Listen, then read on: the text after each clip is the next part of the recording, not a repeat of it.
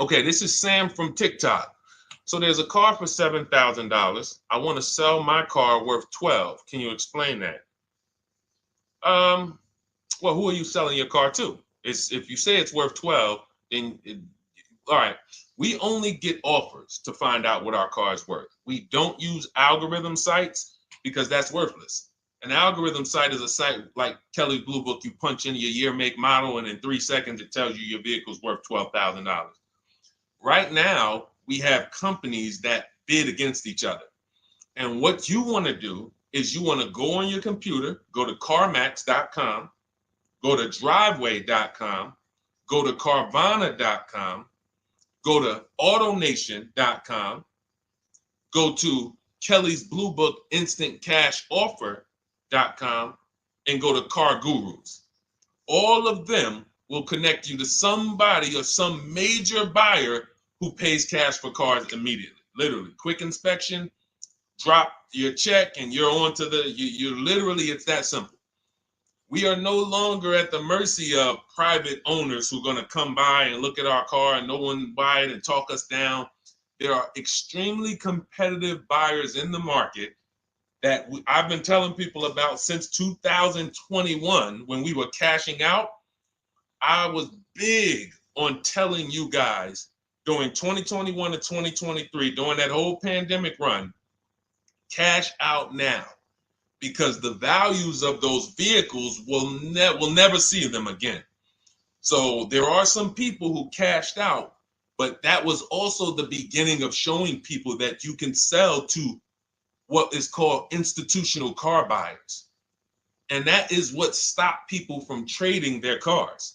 There are people who have learned from me, and maybe other people have mentioned this, that will never trade a car again because you're not getting the money that it's worth. So you go to those 6 companies, Sam, it should take you no more than 20 minutes. They're going to give you their best cash offers. And then you can sell to them and you can go buy something else. But what I want you to get in the habit of doing, everybody, is separating your transactions. What does that mean? Who you sell your car to is different than who you buy a car from. And you need to maximize each transaction. And you're never going to do that mixing all your transactions together, which is what most people do. They go into a dealer and they say, hey, I want to buy a car from you, and I want to trade my car into you, and I need a loan. 3 transactions. We don't do that. We separate them and we bid each one out using online tools. And that's how we get the prices we get. And that's how we pay less than everyone else. Okay. So the biggest thing, first thing, is go to those 6 websites: CarMax, Driveway, Carvana, KBB, Instant Cash Offer, AutoNation. And all of you who want to find out what your car is really worth, you go to these 6 websites, get your 6 offers, and then you'll find out what your car is really worth. We do not depend on any dealer to tell us what our car is worth at all. Okay? Shoot the next question up, Dolan. And you guys can continue to type your questions. We're bringing them in from all platforms. This is Terrell Taylor. By the way, everything that I'm talking to you guys about is out of my new digital book. It's called Cars from Home, 7 Steps to Saving Time, Money, and Avoiding Dealerships. Some of you may have it. If you have it, shout out to those who have it, and shout out to those who've used it to actually pay less than everyone else. And make sure I want you to be like Tiffany. Send me your deals. Send me your deals. When you get your cars, I want you to actually send me the results. Look, this is, oh no, that's not Tiffany. That's someone else who used the book. Look, used the book, got $175 a month less than her first quotes before she used the book. So send me, but you can get a copy of this book immediately for 75% off. It's normally $97. Go to my TikTok bio. You won't leave the broadcast, and you can have the entire blueprint. If you don't want to try to remember everything I'll be teaching you over the next hour, you can have the blueprint. You won't pay the $75. You'll get the 75% off. And we also have a comment pinned in the comment section for you guys on YouTube and on Facebook, and on Instagram. You go to my bio. So anyway, go get it, because it's only for 30 minutes. After the timer goes off, it's $97. It's still worth every penny. You can Google it. 5-star book. You can see all the people who rated it, all the people who's using it. This isn't a test. to do, but I want you to get it at 75% off. It's better to pay $24 than $97. Okay, Terrell Taylor. So you said, Terrell Taylor on YouTube said, I have $35,000 to $40,000 to buy a truck with. Should I buy a used or a late model new, 2022 to 24? So whenever we're considering a late model used car, this is a model like Terrell said that is 1 to 2 years old. Let me tell you why I don't like shopping for those first. I like to shop for a new price first. Whenever you are buying 1 or 2 year old used vehicles, you have to realize something. How do dealers get used cars? Trade, or they get them off lease, they buy them. When you have not waited 3 years, you're not going to see a lot of used vehicles in that option because most people don't buy a vehicle and then trade it in 2 years. So you're not going to see a lot of 1 and 2 year old used vehicles. I don't like that because when there's not a lot of a vehicle, the people who have that vehicle get to set very high prices that we have nothing to compare it to. And that's a recipe for losing and overpaying. I've had people come to me who are looking like you, and what I say is, I say, okay, shop for a new one first. I'm gonna tell you why. When you shop for a new one first, you get to see what the market value is. So take Sean. I'm showing Sean. Some of you have seen Sean. He got an F-150 Lightning XLT, $73,000 vehicle. Using what we teach and getting bids from home, using the Cars from Home system, he saved $21,000 on a new one. That was his best offer. He got multiple offers because we always get at least 5. So his best offer, he saves $21,000. If he had gone to look for a 1 or 2 year old one of this, he would have never known that the new ones he can save $20,000 off of if he shops right. Now, some vehicles, it might be $7,000 off, $10,000 off, $5,000 off. The point is, until you know what the new market is for a vehicle, you can't shop a 1 or 2 year old one.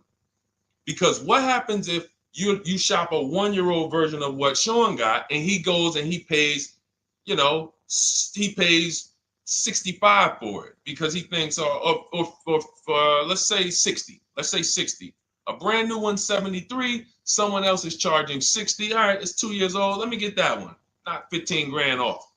Problem is, he just overpaid for a vehicle because he could have got a new one for less than he got that 1 or 2 year old one.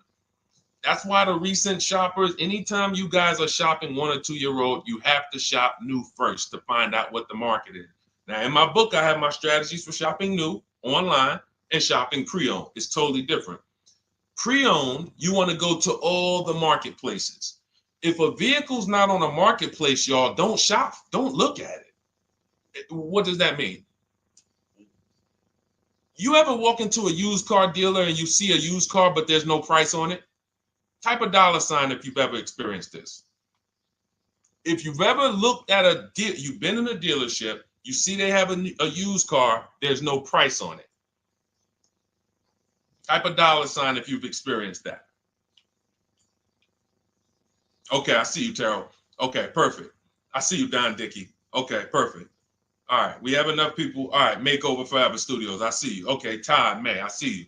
So this is a common thing.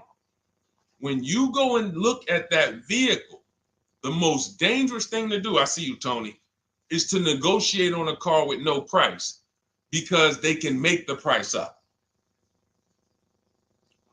When a car is on a marketplace like cars.com, carfax.com, carguru.com, carvana.com, carmax.com, these are all the marketplaces we shop for used cars at once. It's like a big round robin for us. This is how I want you to shop. Now you must be competitive or no one's coming. Now there's some people who try to pull a tactic. They'll list a car for 20. They have no intentions on selling it for 20.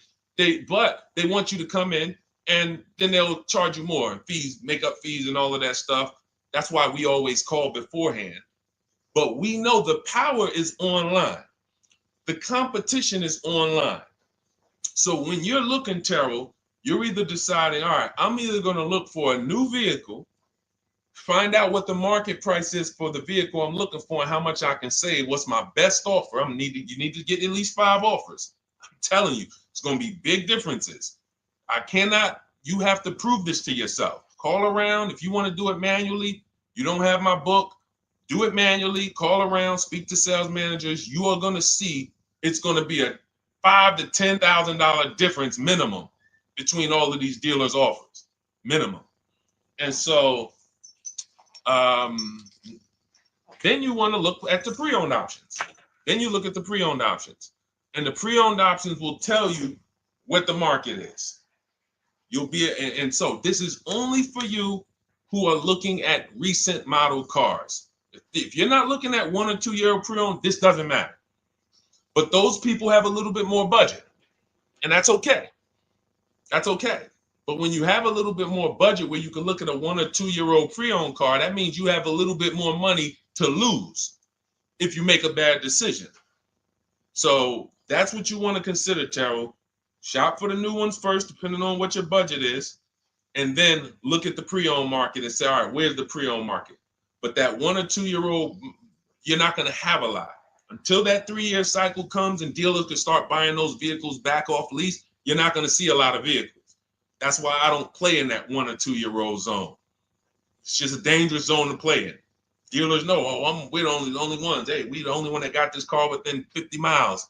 Let's charge this for it. And then they depend on someone who doesn't know the market to come in, pay for it, and you can literally overpay by 10, 20 grand and you won't realize it until, a couple years later. Okay, great question though. Great question, Terrell. Go ahead, shoot the next one up, Dolan. Type your questions, y'all. We're going to get through as many as we possibly can in an hour. I see a lot of questions coming in. Let me try to speed it up. All right, this is Abigail from Instagram. How do I shop for cars and take test drives without feeling like I'm wasting their time? I'm nervous. Okay, first thing to realize, Abigail, you're a very considerate person. God bless you for that. You're about to spend 5 figures on a vehicle. Some of you 6 figures. I love the courtesy, but we are the prize. When you're shopping the way I want you to shop, some of you, this is your first time here. You don't even know, hey, who is this guy talking? I spent 14 years in the car business. 5 years with Mercedes, 5 years General Motors. I've been helping people buy cars and get below market deals since 2019, education-wise. I love it, but you deserve the experience. If you were walking into the mall to spend 15 grand, let's just call it 15 grand. How would you want to be treated? Like royalty, right? Right? So, but I'm going to answer your question, but I need your mindset. A lot of what we're discussing is going to be the right mindset. You are the prize. That's why I don't want you going to dealers begging for discounts anymore. I want you sitting at home making dealers bid. This is how we do test drives on new cars and leases. New cars and leases. This is how we do test drives. I have it in my book because it's that serious. You're either going to have a great test drive or you're going to have a horrible test drive experience. We call and we ask the dealer, who's the most experienced person there? Who does everybody like? Who's the person that, has been there for a long time, just has a great reputation? Oh, that's John. John is just, he's been here 20 years. Everybody loves him. Okay, can I speak to John? Hey, John, my name's Deshone. I'm interested in the Honda Pilot. I just like to test drive it. I'm in the process of deciding what I want. And, do you have this particular model? You have one there that I could test drive? John, because we asked for the best person, we're typically going to get somebody who is not going to lie, usually. Not a guarantee, but taking these steps, I know these guys. I've been in this dealership. I know most dealerships have one person there who has a good reputation and who cares about that reputation. If you're enjoying this content, hit the like button, y'all. And Keith, y'all killing the likes on TikTok. Shout out to everybody who's hitting the likes on TikTok, to double tapping the screen. Appreciate y'all. And shout out to everybody who hits the like button. When we get there, we meet with John. We test drive. John, thank you so much. Can I have your card? I'll leave you my information. And if this is the vehicle I want, I'll be in touch with you. Perfect. Oh, Deshone, we don't sit down? We don't think, no, we never sit down. I'm telling you that there are things you must unlearn about the shopping process if you're going to win. And what does winning look like? Getting the most money off in the least amount of time. There's no leverage that you have when you sit down and try to negotiate with a car salesman. Every single dealer around you that wants to compete for your business, you can't talk to them while you're sitting in one dealer talking to a car salesman. That's why we don't do it. We get a card. Thank you so much. Listen, if this is the one for me, I'm going to give you a call. Simple. Pressure's off. There's no pressure in our system. You can't pressure us. That's what I want you doing. New cars, leases, that's how you test drive. 20 minutes, you're in and out. And I'm a car salesman at heart because that's what I am by profession. I would never develop a system that would allow you to waste car salesmen's time. I just wouldn't do it. I developed a system that when our people go get cars, look at Ansley. When our people go get cars, Ansley just got his lease, 1% lease, $58,000 Infiniti. Look, started the process Saturday, accept the deal Monday, all by email. $58,000 car, he's paying $554 a month, no down payment. We have tons of these. None of these people spent, look at Jared, lease like a boss, $569 a month down to $520, Volkswagen Tiguan, no money out of pocket. Let's go to a purchase. Pierre, pre-owned car purchase, got his 2022 Mazda, got a 20% discount off the original MSRP. This is 30 minutes. We are not spending more than 30 minutes in dealerships. Who doesn't want to spend more time in dealerships? Type me if you're like Deshone. I don't want to be in dealerships that long. You thought you had to be in dealers to save the big money, right? You thought you had to be in dealers to save the big money. I'm showing you as someone who pays less than everyone and who teaches people to pay less than everyone. Look, Kimberly, $20,000 off a Maserati, shopping from home. Because when you can talk to more people at once, the discounts fly off.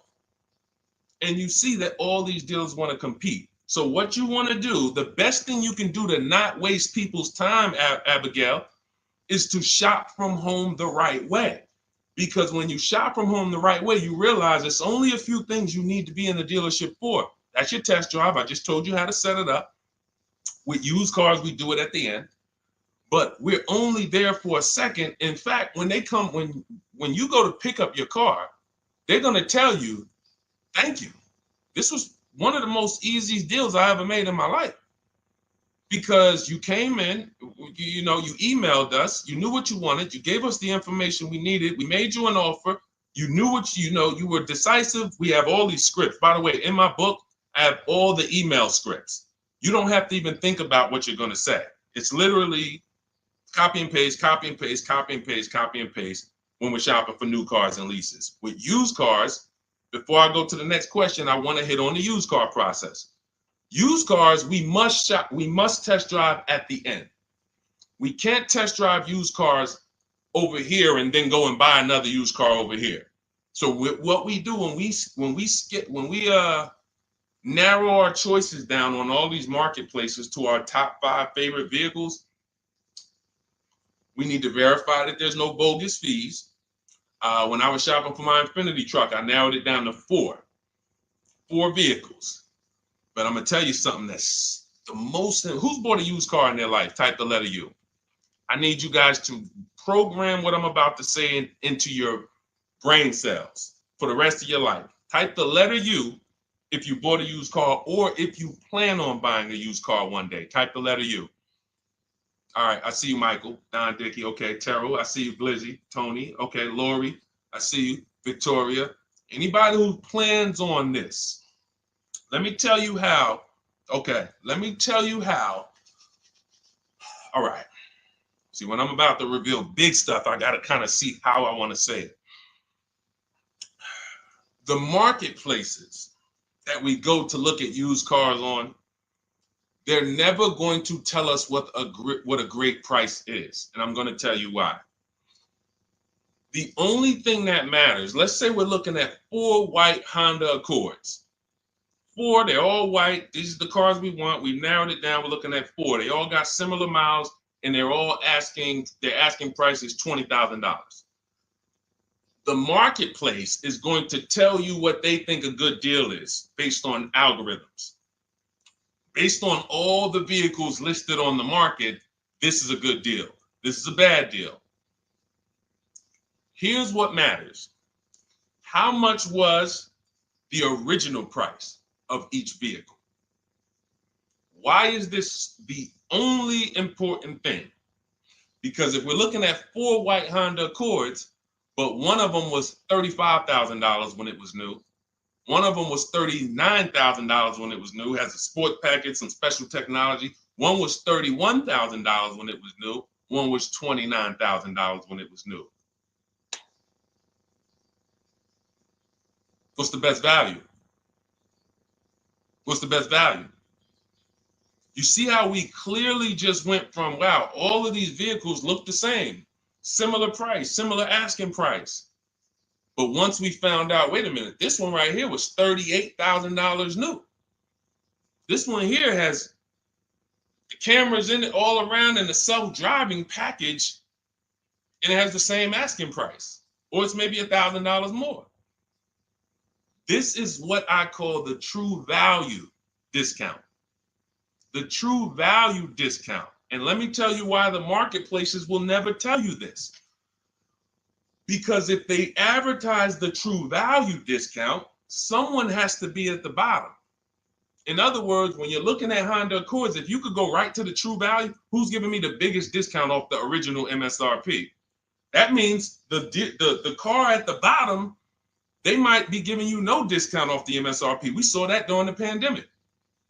It was people selling, who remembers people selling Toyota Camrys, 3-year-old Toyota Camrys for the same price as they were when they were new? There was some deal, everyone wasn't. I know a couple dealers, I know a couple general managers who run dealerships who are ethical. And they said, look, I don't care what the market does. I can't sell a used vehicle for the same price it was when it was new. I'm not doing that. Because when that customer comes back in 3 years to deal with me, I'm going to have to help them again. And if I bury them in their car, then I'm not going to be able to help them. But there were plenty of people who was. The true value discount is all that matters, which means we have to know what the car was new. We have to find the Maroni label. We have to go on the Carfax. We have to go to where the window sticker is and get the original price. And then we'll clearly see, oh, that's the best used car. And no one else shops like that. No one else shops like that. If y'all get that, type dollar signs. If you get that, what I just said, type dollar signs. That is what is important, not what they tell you is a good deal. So going back to me, when I got my Infiniti truck, 4 vehicles, all in a similar price range, all white. They were between $1,800 difference from each other, similar miles. But once I found out that one was 46,000 new, one was 48,000 new, one was 52,000, and the one I ended up getting was 54,000. That separated it. The one that was 54,000 new, they were giving me a 42% discount asking price. These are things that help you cut through the mess, the smoke and mirrors of the car business. In order for you to win and pay less than everyone else, you have to cut through the smoke and mirrors. That's what I'm great at showing you because I was in the business. So these are the things that, again, if you say, Deshone, I need the whole blueprint. I need to give me the step-by-step. I'm leasing, used cars, high mileage, new cars. Give it to me step-by-step. That is my new digital book. It's called Cars from Home, 7 Steps to Saving Time, Money, and Avoiding Dealerships. It'll be in your inbox in literally 5 minutes, and you get yours for 75% off. Support yourself and support your family by getting your copy. Go to my YouTube comments. We have a link right there pinned for you guys. We have a link in the Facebook comments. Get your book for 75% off for the next 30 minutes. You'll see a timer on the page. Now, if you're on TikTok, click that picture of me and go to that link in my TikTok bio and click the one that says 75% off to activate the 75% off link. Get your book so that you never have to wonder about this. Now, we're going to continue, but I just know as we answer more questions, some of you are going to forget that. What we just went over in the last 10 minutes, this next question, you're going to forget all of that. All right? Now, Dennis Gamister from Instagram, on a lease agreement, does the deal use the MSRP or the discounted price? So when we're shopping for leases, this is what we do. We get all our offers this is how we construct our offers. If you've ever looked on these commercials and you saw, well, Deshone, when I look at leases, though, it seems like, one, they limit me on miles. And then I also see that they want a bunch of money up front. You are correct. But they only limit you on miles according to the miles you told them you were going to drive. They don't pick the miles for you. We select the miles.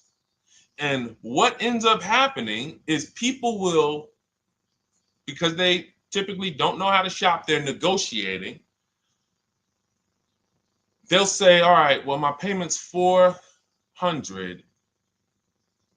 That's my budget.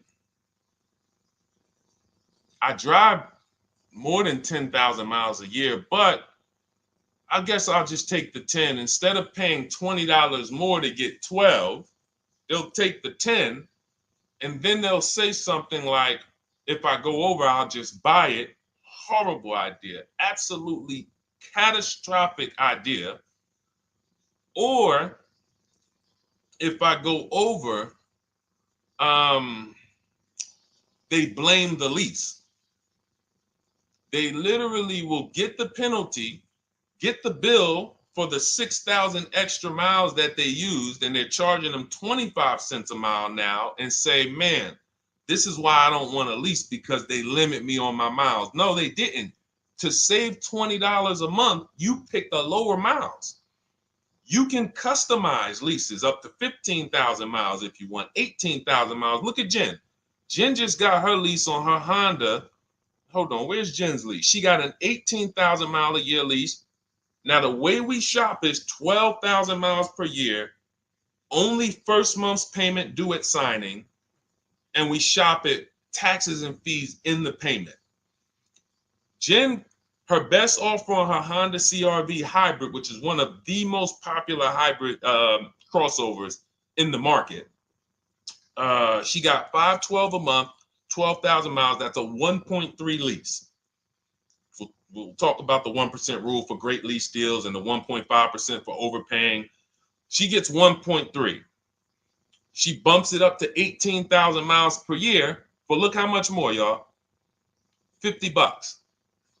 So for $50 more a month, she, instead of driving 12,000 miles, she gets to drive 18,000 miles. And she gets to drive as much as she needs to for $50. Versus her saying, you know, I'm going to take the 12 knowing I don't drive 12, and then I'm going to get penalties and, again, blame the lease. The lease is custom.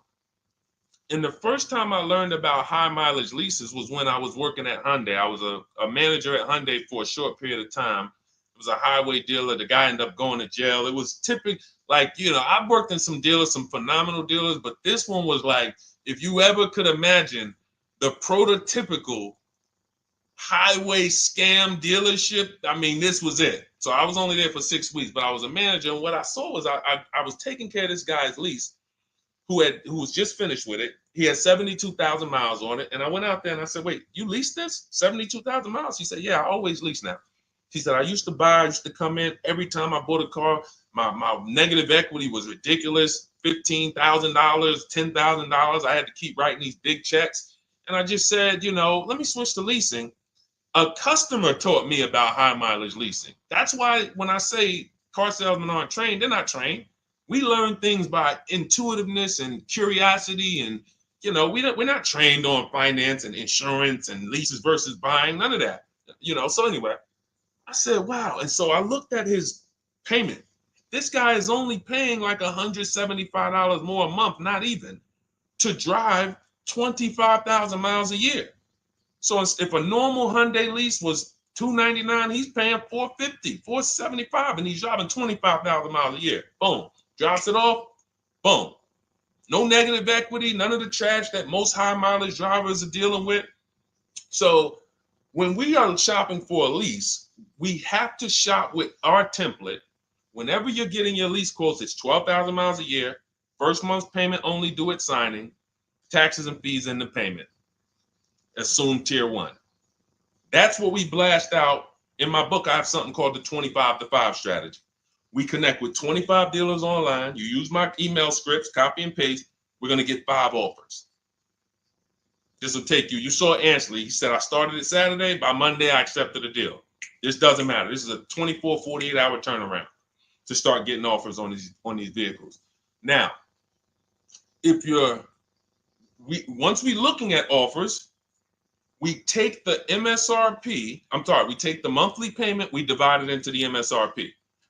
So let's just say we're shopping for a vehicle. It's $40,000. One of our offers is $400 a month. $400 a month. No money due at signing, just $400. We drive off. We divide that into the MSRP, not the selling price, the MSRP. So now we divide that into 40,000. We can see and we multiply by 100. That's a 1% lease. The 1% lease rule has been around for the last 20, 30 years. If you could lease a vehicle and the offers is under 1% of the MSRP, it's a steal. Great value. Because a $40,000 vehicle with no money down to buy would cost probably $800 a month on a 5-year loan. So it's incredible value. It's a steal. You don't have to worry, am I overpaying? Nowhere near. You're still in the vehicle. And we have some people who shop from home using the car. If you're Deshone, do those deals really exist? If you're on YouTube or Facebook, you can see right now. Look, Greg got a 1% lease on his Kia EV6 Win, $527 a month, $56,000 vehicle. Look, Zafrina, $579 a month, $65,000 vehicle. Ansley, you saw Ansley's Infinity. Rosalie's Infinity truck. Right here. Look, it's paying $592 a month, $59,000 vehicle. 1% lease deals are out here when you know how to shop. Now, that's a steal. That doesn't mean that's the best. That doesn't mean, if I can't get a 1% deal. In order to get a 1% deal, you have to not just shop. You need major support from the manufacturer. The lease program has to be good. The rebates have to be good. The residual value have to be good. The money factor, which is the interest rate, have to be good. There's a lease program that no dealer can control. So when we get these offers, that's how we're judging them. Divide the monthly payment into the MSRP.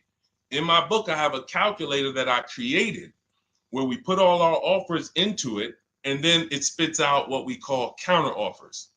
So we get 5 offers, 7 offers. We put them all into this calculator I created.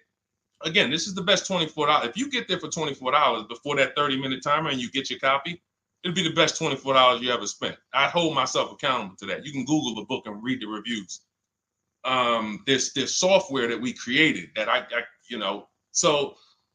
that's how you're judging your leases. You're looking and you're comparing to the 1% rule. Now, when you get to 1.5%, we can't make those deals. We're paying too much for a vehicle that we're giving back. We have to see, there was no indicator before I created the 1.5% rule. As much as I love educating people on leases, the only people who should be leasing is if you're not keeping your cars 8 years. All of you long-term people who you keep your cars more than 8 years, don't think about leasing at all. You should be shopping for below market purchases. But if you're not keeping your cars 8 years, you're losing thousands of dollars not leasing cars. Depreciation is where you lose. Resale value is where you lose. So the 1% rule is what our anchor is, but 1.2 is great value. 1.3, great value. 1.4, good value. 1.5, good value. Anything over 1.5, now we're paying too much for a vehicle that we're giving back. So that's how we're judging.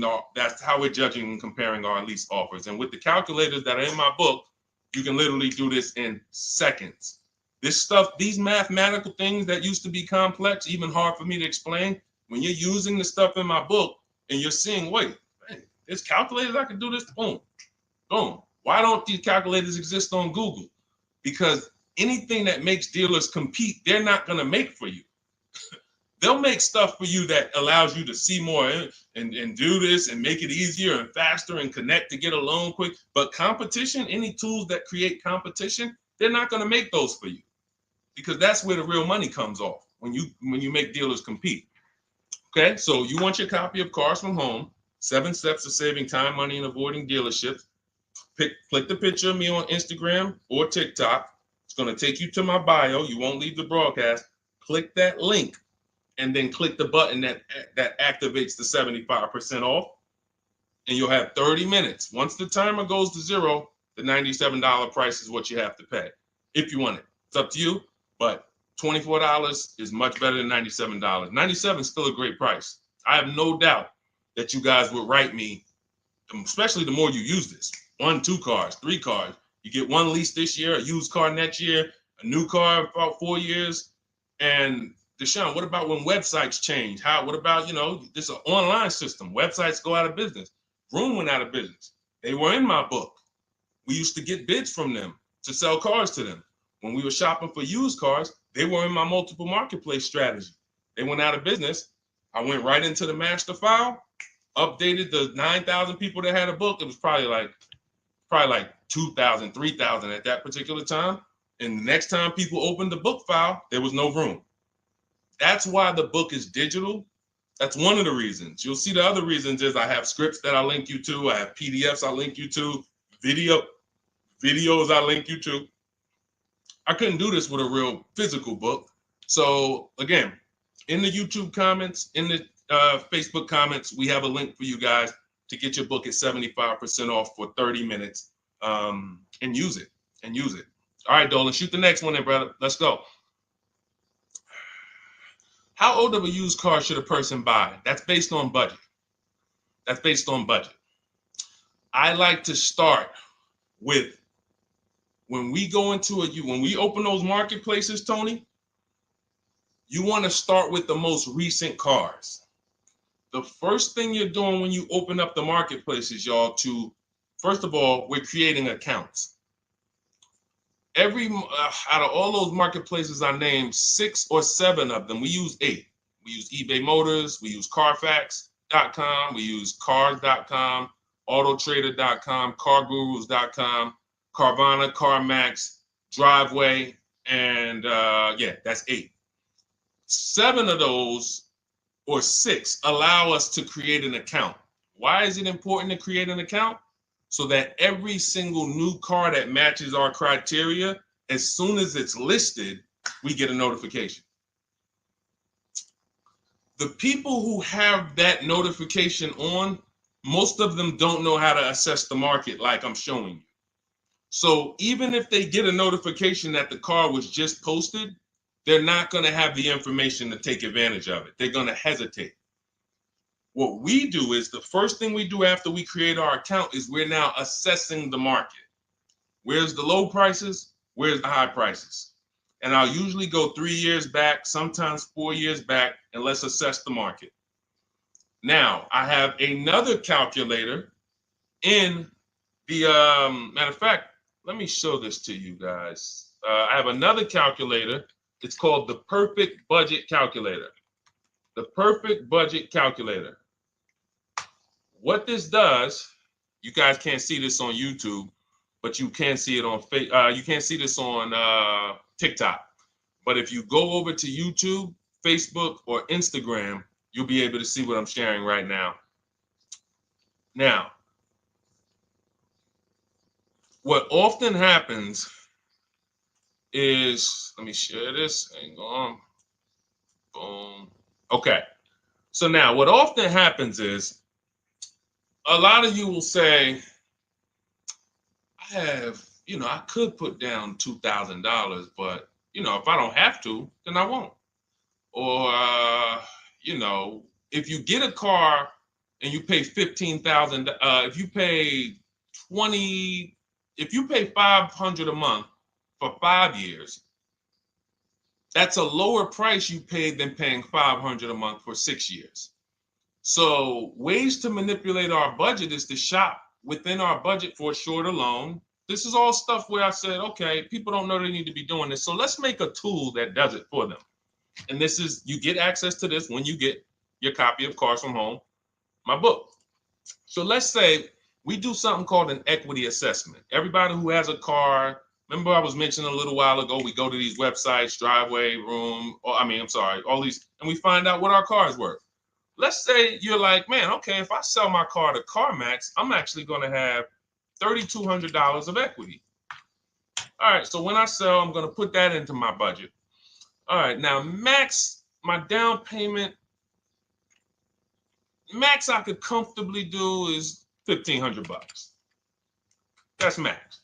Now, we use the average interest rate, and in my book, I give you a link to see what the average interest rate is at the particular time you're going to be shopping.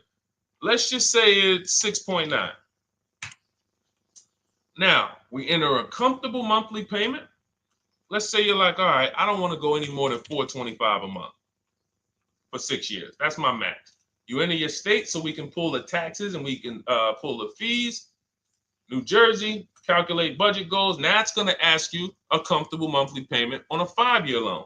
You might say, all right, same thing. I still don't want to go over 425 no matter what. Perfect. What this does is create multiple goals. And it creates multiple goals. It creates a starting point. Now, if you find a car at this price, $18,776 or less, you can do a 5-year loan, use none of your equity, so this will go in your bank, and use none of your down payment. Now, next goal may be, okay, $22,000 or less. 6-year loan, no equity, no down payment. So the first two goals are no money down goals. If I find a car anywhere in these price ranges, I can do these deals, no money down. Now, this is one where I use my equity, but no down payment. Goal number 4, I use my equity for a 6-year loan, no down payment. Now, goal number 5. Now you can see the price of the car is getting higher. Use equity, use my use equity and down payment, but it's 5-year loan. And then here is your max budget. Your max budget, which is fine. There's nothing wrong with if you find a vehicle that, once you use this and you find the best price vehicle, as long as you are under this number, you are fine. The problem is when you go over that number. The problem is when you go over budget. All of these goals are your budget.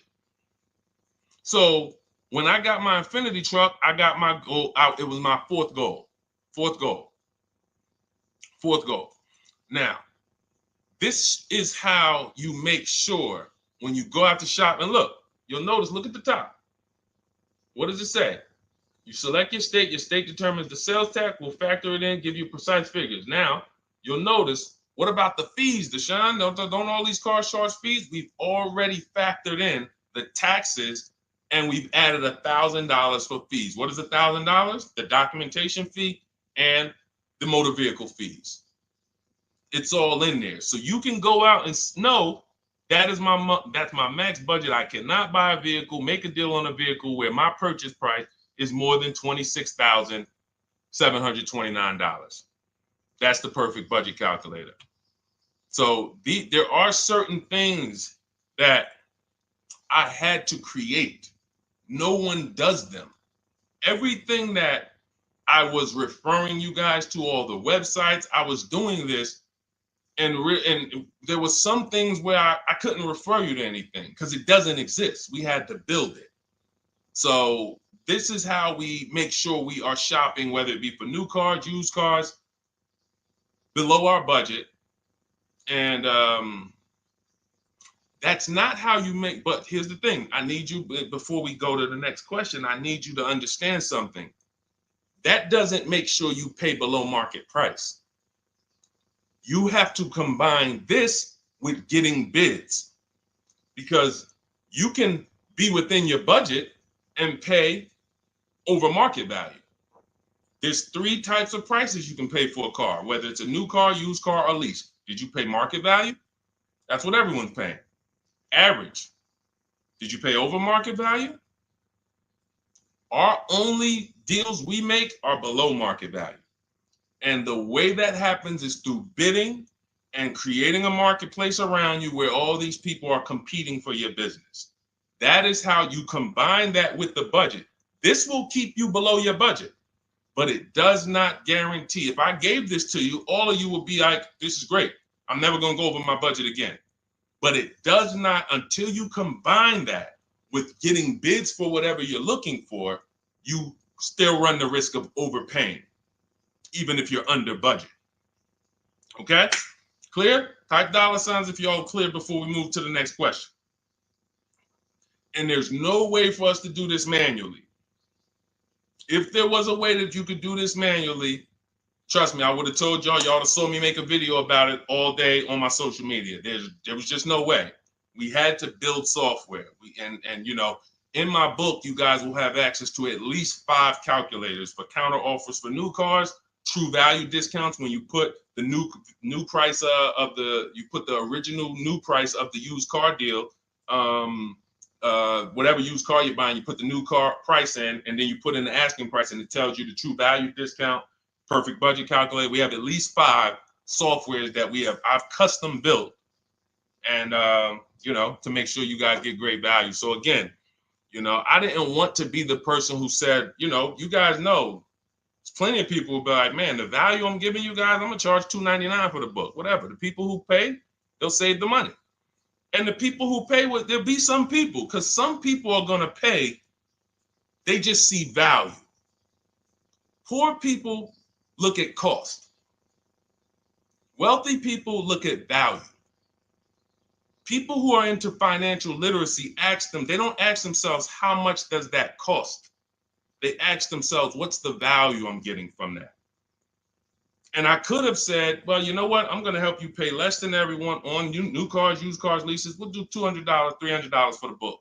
And I only want to sell it to 1% or 5% of the pie. But at the end of the day, my mission is to help as many people want to be helped. And so that's why I said, okay, $97. But even our welcome offer, you got a chance to get it for $24 if you get there before the 30 minutes is up. Okay? YouTube link, get your copy. And make sure you save the support email, guys. You see it scrolling across the screen. If, for instance, you don't get your book in 5-10 minutes, it's usually because you typed your email wrong.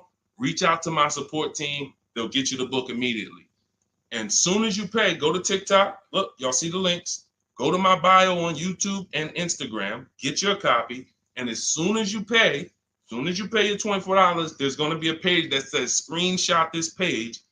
Right on that page, you can access your book. I want you to have the book immediately, but I also, in case you know, some of you type wrong, big thing, you know, we fat finger stuff. I want you to have the support email so that you can reach out to my team so we can make sure that book is in your inbox so you can use it and start saving money and building confidence. Okay, Dolan, next question, man. Let's keep it rolling. Okay, there's something about Mary on Instagram. I bought a car as is, and in less than a month, motor lock, can I sue for selling me a lemon? I'm not a lemon law attorney, but that is not what a lemon law case is based off of, in my understanding. Lemon law case is based on you buying a vehicle and the same thing continuing to go wrong at least 3 times. You know, that's a general overview of, you know, what the lemon law process is. And if y'all are enjoying the broadcast on TikTok, can y'all just double tap the screen and keep running those likes up? Every time y'all do that, y'all help TikTok bring more people here, and I appreciate it. If you're going to spend some time with us and, you know, every time just you hear something you like and you're like, man, we got to share this. Oh, and shout out to Madhu for sharing. Here's the thing. I made a video about this the other day because a friend of mine got a used vehicle and the transmission went out on him in about a month. So it wasn't the engine. But when you buy a vehicle as is, it's very tough for you to have any recourse, anything that you can do, because you're signing a contract that specifically says as is. It's very tough. What I would do if I was you, because the damage is done. I just find out what it would cost me to put a used engine in the vehicle, rebuilt in a used engine. You know, salvage yard. You need to, and especially if you're buying cars that you're paying cash and you're buying as is cars. These are probably cars that are under 10 grand, 12 grand. You need a mechanic. See, because that's a strategy. There is a great strategy called buying inexpensive cars and having a local mechanic so you could do what's right. Oftentimes you could drive those cars for a year or two and sometimes sell them for what you got for them because you've outlived the depreciation. Those cars are not depreciating as much unless you overpay for them. If you overpay for it, then it's going to drop because you overpaid for it. But if you pay a great price on some of these vehicles, you can oftentimes win with this, but it requires skills.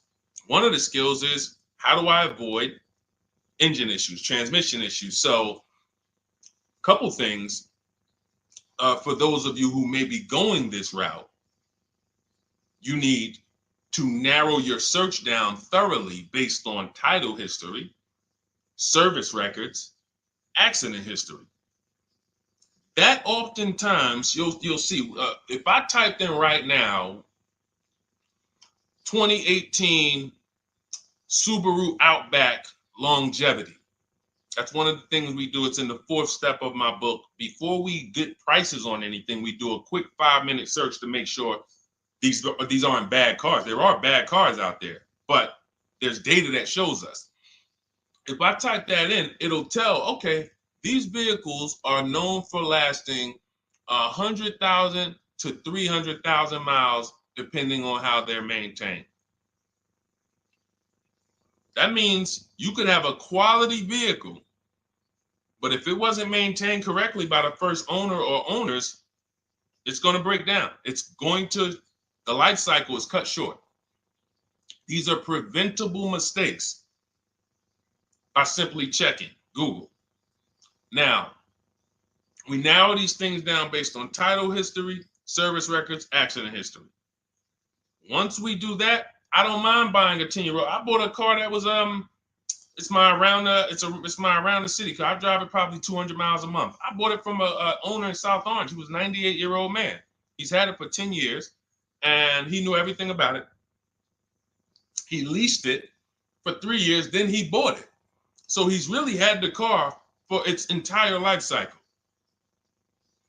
That's what you want because you're able to look and see the service records. I don't mind. We have to take the risk off of ourselves, and the risk off of ourselves with used cars to prevent ourselves from buying these used cars that are breaking down on people and they're always in the shop and, they're dying on the road and you got to keep the tow truck on speed dial. It's simply a matter of checking to see the reliability records of the car, which is easily accessible on Google, the way I just said, and then making sure the one we get was actually maintained correctly. And that's going to give us the best chance of having a great experience. These are the steps we must take. But in your particular case, there's probably, I don't think you have a case. You can certainly reach out to a lemon law attorney. I don't think you have a case at all. I think because it's buyer beware with cars. It's buyer beware. That means it's on you. If something goes wrong, it's on you. And so what I would do is I would find a local mechanic that I trust, that everyone loves in the neighborhood, and I've been there for 10 years, 20 years. And I would say, listen, can you find out what it would cost me to put another engine in this vehicle? My father did this on his GMC Envoy about 6 years ago. It was a 2008 Envoy. The engine went out on him. He put a new engine in the vehicle. One of the best $2,000 he ever spent, $2,000 or $2,500, whatever it cost him. They put a new engine in that vehicle. He still has it. He's about to sell it for about $4,000. He's had that vehicle from 2013. Think about that. A lot of people, engine goes out, they sell the car. It's worthless now, so they take the loss. Meanwhile, man, let me come up with $2,500, and I still got no car payment for the next 6 years. We don't need to be so quick to go replace our cars. If we follow these strategies, we can actually, I love to see more people doing that. Just go fix the car. But don't go to the dealership to fix it when they tell you, hey, the engine's gonna cost $10,000. And what does the dealership say, y'all? When you have these major issues and the dealership tells you the transmission is $7,000 and a new engine is $10,000, what's their suggestion? What's their suggestion when they tell you that? Because they already know you're gonna be like, yo, what the heck? I can't pay all of that. What's their suggestion?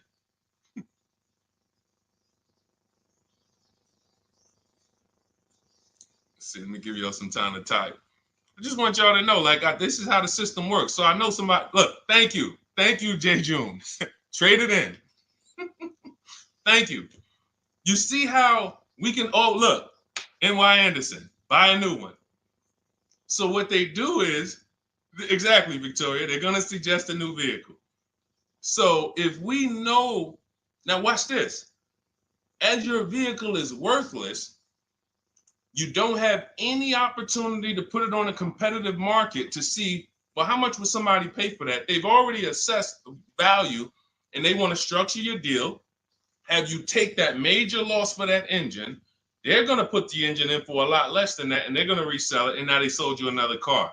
When you could have just literally went to a mechanic, got a rebuilt or got a used engine, put in that vehicle, cost you $2,500, maybe $2,000, and literally you're on the road for another couple years with no car payment, keeping money in your household versus now I'm in another $400 a month payment.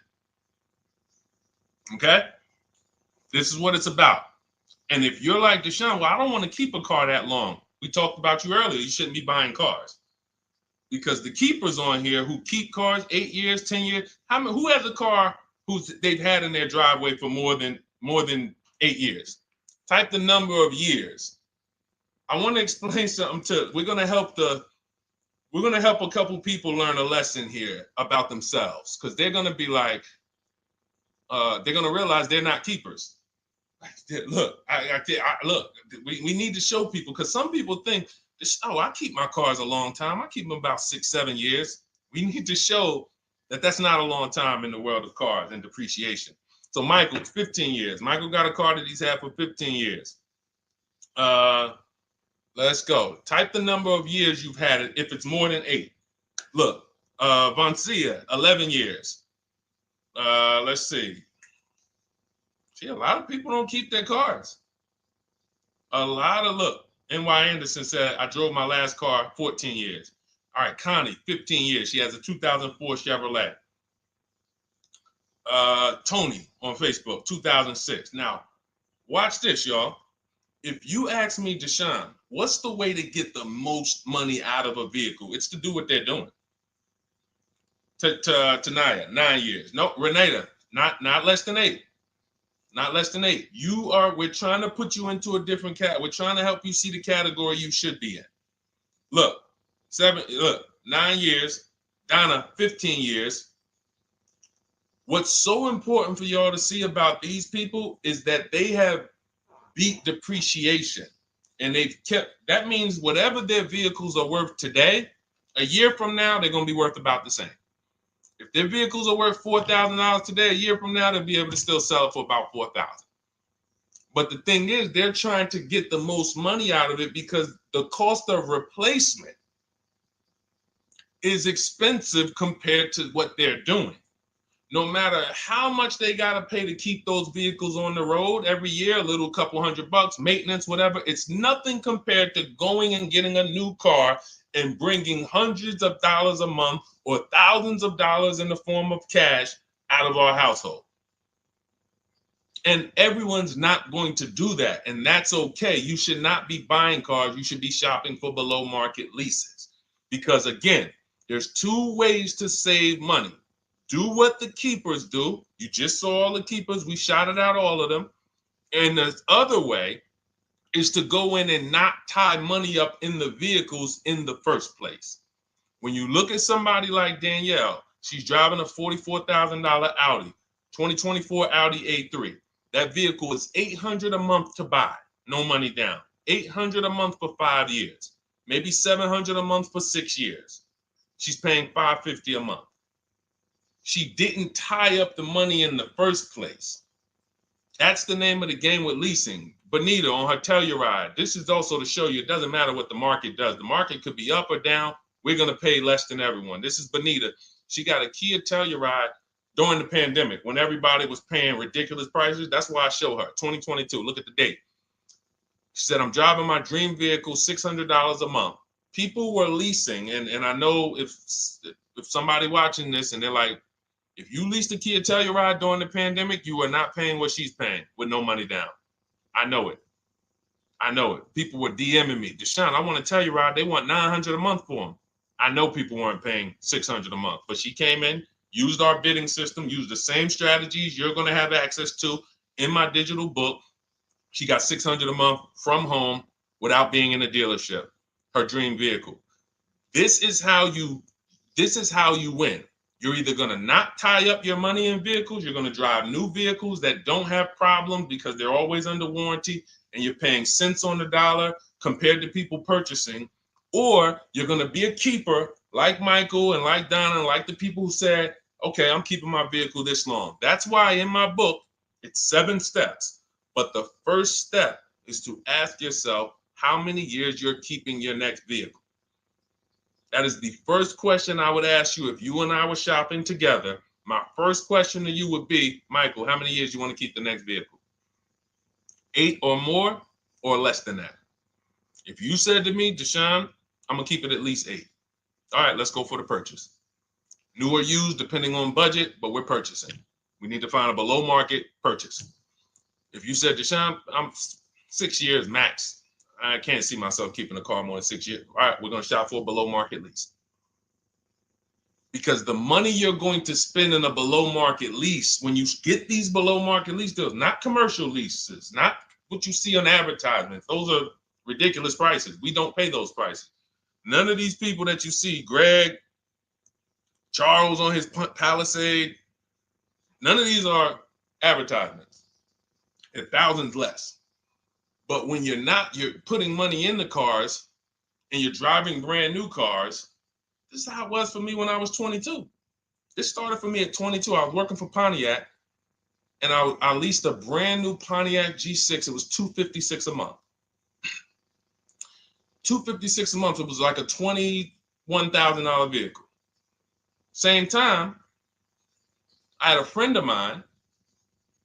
She got a I don't want to say it because she might be watching this, and this is no shot at her. I didn't understand enough to teach her back then because I was new in the business. She went and she bought, let's call it a Honda Civic. Now my car was bigger because the G6 was a mid-size vehicle. The Honda Civic is a compact vehicle, but she bought it. $20,000 vehicle, 22, whatever it was at the time, paying almost $500 a month. Like that's a $500 payment. That's what it is. So my young household, I got a newborn daughter. I got a new car I'm paying $256 a month for. Same time, it's got families around me. They're in their 20s, but they're paying $500 a month. This is what showed me, wait, something's going on. And I never stopped. I bought a used car at that time, but since I've had 4 Infiniti leases, I've had a Jeep Grand Cherokee lease, and people always think, gee, you must be paying ridiculous money. I see you get new cars every 3 years, but they don't. I'm driving $40,000 cars, $45,000 vehicles. I never paid over $400 a month. Not one of my lease payments was ever. I remember I got this Jeep Grand Cherokee, and it was a $35,000 Jeep Grand Cherokee Laredo, 2018. When I got my offers, the best offer was $330 a month. 12,000 miles per year. And that's what I was driving. If I was driving 15, I would have bumped it up to 15,000 miles per year. I got $330 a month. I went in there and I gave them $330 for that Jeep Grand Cherokee and I drove off. $35,000 vehicle. This is what I'm telling you guys. This is what is called deal structure. If your deal is not on the right foundation, if you buy, but you should have leased, you're overpaying by thousands and thousands of dollars. And you're going to have subpar vehicles with that run out of warranty, and you're going to have the same payment. You're going to have higher payments. I need you out of these two categories. I need you in one of these two categories. I'm either going to keep my vehicle long enough to beat depreciation, 8 years or more, or I'm shopping for a below market lease. I'm not going to be stuck in the middle no more, buying vehicles and then selling them while they still have a loan on them, negative equity and all of this stuff. This is paramount. Okay, the buying versus leasing thing. I need most of you to put this to bed today. And I think I'm one of the only people that goes into buying versus leasing by the numbers. It's not opinion based. It's not, oh, I think you should lease if you're, depending on the car here, it doesn't matter the car. Doesn't matter the car. You can see Teddy's, let's show Teddy's luxury. Teddy got a BMW. Doesn't matter. He wasn't going to keep it 10 years. Look, goes on a BMW 2024 i4 M50. It's a $73,000 vehicle, $856 a month. $856 a month. Look, he said the dealer's initial offer came in at $937 using the counter offer calculator. Using the counter offer calculator, he counted at $829, $856. If you just jumped on the broadcast, I showed you some of the calculators that I created that are in this book. In my book, there's a reason it's 5-star rated. There's a reason people that you can go read what your peers say about that book. Get your copy for 75% off. It's in my TikTok bio. Click that picture of me. Click the link. Same thing on Instagram. Go to my bio. Click the link, and you'll see a button that activates the 75% off book. And if you're on YouTube or Facebook, it's in the comments section. 30 minutes only. Get your book so you can have access to all of this. Unless you just have an incredible memory and you can remember everything we talked about over the stream, but none of you can. I know none of you can. That's why, I couldn't even do it. It's just too much. We're talking about used car strategies, new car strategies, lease strategies. You guys, you're not gonna remember all of that. But anyway, let's go. All right, I think we got time for a few more. Go ahead, Dolan, keep it rolling. Make sure you guys screenshot the support page. As soon as you pay for your book, the book is on the thank you page. Remember that. I don't want you, I send you the book 2 ways. As soon as you pay, it says access your link below, open it. You can click it and save it right to your phone or computer right then and there. If you do not save it right then and there, make sure you screenshot the support page or use the support email that's scrolling through the screen. This is not for questions. Do not send me general car questions here. I don't answer questions by email. That is strictly for those of you who have your book and you're like, or you paid for the book and you're like, okay, where is it? It's usually because the email was wrong. That's okay. Hit that support email so that my team could send you the link out so that you can have your book today and start digging into it and using it. Even if you're not shopping right now, you can still map a plan out. Go ahead, Dolan, shoot the next question up.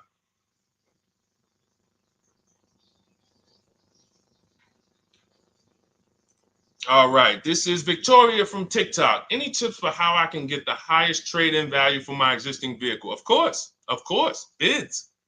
Bids. First of all, you just said a curse word. You may not know, but we don't use that T word here because you're never going to get anything.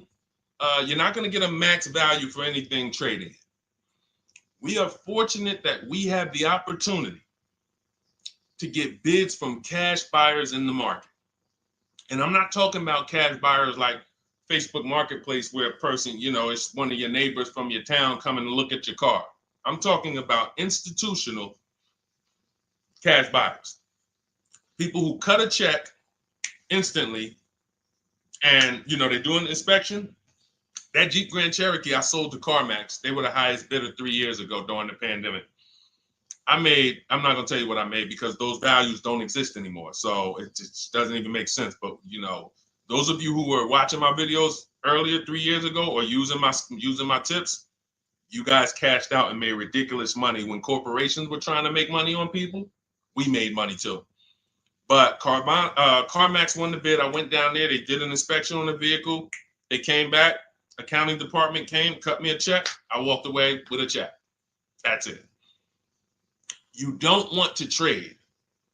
You want to sell. You want to break your not even break your transactions. I need you, Victoria, to realize there are three transactions in a car deal. Who you're going to sell your car to, That's one. Who you're going to buy your car from, that's another.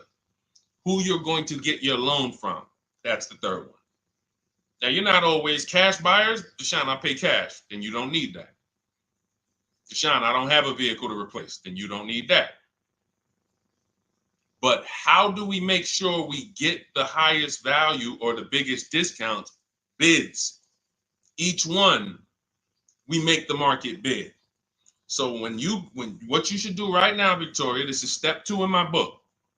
After we decide whether we're going to buy or lease our next vehicle, that's step 1. Then we move to what is called the equity assessment. We need to find out, do we have equity or negative equity? Equity assessment. We call our bank. If we have a loan, we find out what our payoff is. Then we're going to go to carmax.com. I'm going to give you the 6 companies. This is the equity assessment process. We do this for leases too. I don't know if we have time to go into that, but I'm sure there's people on here who didn't know you could sell a lease. Type a question mark if you didn't know. Deshone, what do you mean selling leases? I never heard of that before. Type a question mark if you didn't know you could sell leases. We have an equity assessment process for that too. But what you would do is you go to CarMax, Driveway, Carvana, Kelly's Blue Book Instant Cash Offer. This takes 20 minutes.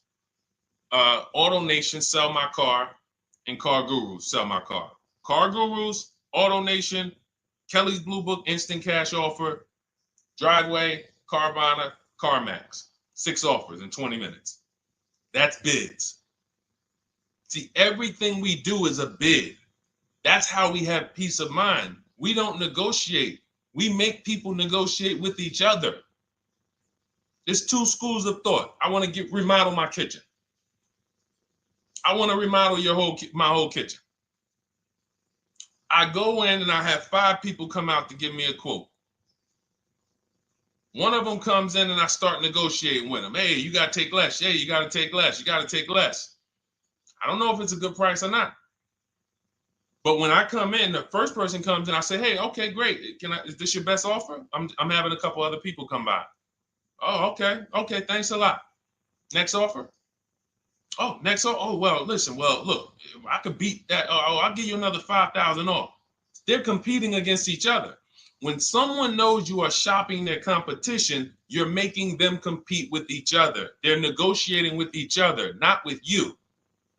That's a bar. Type of exclamation point if you got that. When people know you're making them compete with their competition, they're negotiating with their competition, not with you. That's the power of bidding. That's why we got grandmothers and single mothers that can come in and do this. That's why we got people who can come in and do this. You know, how are people getting these prices? Not negotiating, because they're making people negotiate with each other to earn their business. They're making banks negotiate with each other to earn their business. It's a beautiful thing. Banks and dealerships depend on you not making them compete. They want to negotiate with you and try to make you imagine and make you think, well, that's the bottom. That's the bottom. And you think that's the bottom, but that's only their bottom. Their competition's bottom is different. Their competition's best interest rate is different. Their competition's best discount is different. And why is what we do so easy? Because we're right here in our houses. That's why our entire system, our company, my book, our mindset is called Cars from Home. Cars from Home. It encompasses everything we do. Cars from Home. So that's what you do, Victoria. First thing you do is you go to those 6 websites, get your 6 cash offers, and that's going to be higher than any dealer you would ever consider trading the car to. Guaranteed. And this also allows us to eliminate the fake emails we get. All of this stuff is computer generated. I know you guys get these emails. Hey, Deuce, great news. We need your 2016 Kia Optima. We have a customer looking for it. We'll pay you $2,000 over MSRP. Who's gotten those emails? We'll pay you $2,000 over Kelly's Blue Book. Who's gotten those emails? Deuce, the list is CarMax, Carvana, KBB Instant Cash Offer, Driveway, Auto Nation, and Car Gurus. Car Gurus. That's step 2 in my book, the equity assessment process. This is stuff we do before we start shopping. Decide whether we buy or lease is step 1. That's going to put our deal on the right foundation. Step 2 is the equity assessment. Everything we do is a path. It's a clear, easy path. Okay, so yeah, I forgot the question that I just asked, but let's go. I could already tell. See, I could tell when I'm winding down because y'all could tell stuff will start blurring to me. That's why I'm like, see, and if that happens to me, I know it happens to you. Like that's why I'm like, listen, grab your copy of Cars from Home. It's a digital book. You'll have it in your inbox in minutes. It has it's continued updates. I probably updated that book 5 times since we originally launched it. Added calculators to it. Those weren't in it originally. I've added the calculators. I'm committed to making stuff better without being like imagine this. Oh, well, you bought volume 1 of Cars from Home, but I just put a new tool in, guys. Now you're going to get volume 2. And now every time a website changes, you got to get volume 2 and volume 3. And 5 years from now, you're getting volume 9 each time. It's like, no, literally one-time cost. And I can't tell you if that'll be around forever. I can't tell you that. I can't tell you 3 years from now, I'm going to be giving free updates of the book. I don't know. But I know today, that's what it is. Everyone who gets their book, you get free updates as I update the book. Because there's value in that. There's value. I could send an email out to people every 3 years and ask them, hey, did you enjoy the book? They're going to say, hey, yeah. Well, here's the thing. My new version is this. There's value in that. It could just be $24. They're already a believer. Someone who used the book's already a believer. So they'd be like, yo, the new version, oh, I'm about to shop again. $24. I'll pay it again. It's the best money I ever spent. But for now, I'm not doing that. Those of you who have the book, you will get free updates, and we'll keep you on the list to make sure you always get free updates of the book. So your link for 75% off is in the YouTube comments. It's only good for 30 minutes. It's in the Facebook comments, and it's in my Instagram and TikTok bios. Click those links in my bio. Click the button that says 75% off my new book. Get there before the $97, before it goes back up to $97. And make sure you save the support email, guys. Screenshot the support email. It's scrolling across the bottom of the screen. If that book is not in your inbox in 5 minutes, I want you to email my support team. Make sure you check your spam. And I also want you to, as soon as you purchase, you'll see, I say, hey, access your book below. So there's a link where you can click, open it up, get your book immediately if you want to download it, but I also email you a copy. But make sure you save the support email just in case. And again, that email is not for questions. Okay, it's not for car shopping questions, nothing like that. That's only to make sure you get your book. Okay, so great. Listen, great job. We've been on here about 1 hour and 20 minutes. Great questions. You guys know I like to go into detail in these questions. I would love to be able to get through 100 questions in 1.5 hours, but that's just not the way it works. We're not talking about buying, $100 items here. If we were talking about house buying, we'd have to go into detail. These are major items. This is the most expensive item y'all are going to buy behind your house. Think about that. And think about how many people are there to protect you when you buy a house. Think about how many people have licenses. See how that question got asked earlier? Can they sue if it was a house and they did you wrong? Sure. You can go before the real estate commission. People can lose their license. People can lose their ability to practice real estate. If they did something unethical, you can bring them before a court and a judge, and you can have recourse. You can get, justice. Cars, you got nobody. No one's licensed. The person who's helping you buy your car that you're sitting there negotiating with, which I want you to stop, they might have just got that job. And they didn't get that job because they're a finance expert and they're someone who understands how to help you, because they're not going to ever make you compete against. They're never going to put you in a position where you can make them compete. They'll say, hey, let's negotiate. But here's the thing. That person just got a job because, you know how many people walked in a dealership with a good smile and a good personality? 2 weeks later, they're selling cars. These are the people that are helping you. They're not licensed. They didn't go through school. They didn't go through ethics training. They didn't go through any of this stuff that realtors and brokers have to go through to help you buy houses. So when you get your car, it is on you. That's why you want me working with you. You want my blueprint. You're not by yourself. You're watching my videos. Once you get my book, you can stop watching my social media videos. I don't want you watching my social media videos if you have my book. It's just going to confuse you, because what my social media videos do is warn you what not to do. That's what my social media videos do. Don't do this. The worst thing you could do is this. The worst thing you could do is this. Don't do this. My book is teaching you what to do. It's telling you what to do. It's not an education book. It's a do this first. Step 1, do this, do this, do this. Step 7, hey, congratulations, we're taking delivery. We're not focused on that. So once you get my book, you don't have to watch my social media videos ever again. And I want to say that because a lot of people will get the book and still be watching them and trying to piece it together. You got my blueprint. You don't need those videos anymore. Okay? So always a pleasure, y'all. God bless you. To those of you who have your book, make sure you email me when you pick up your cars, send me all the details. Deshone, check this out. This is what I got. This is what I paid, so that we can bring you guys into the stream and continue to tell everybody about you. So about the results. All right. God bless y'all. I will see y'all on the next stream. Always a pleasure.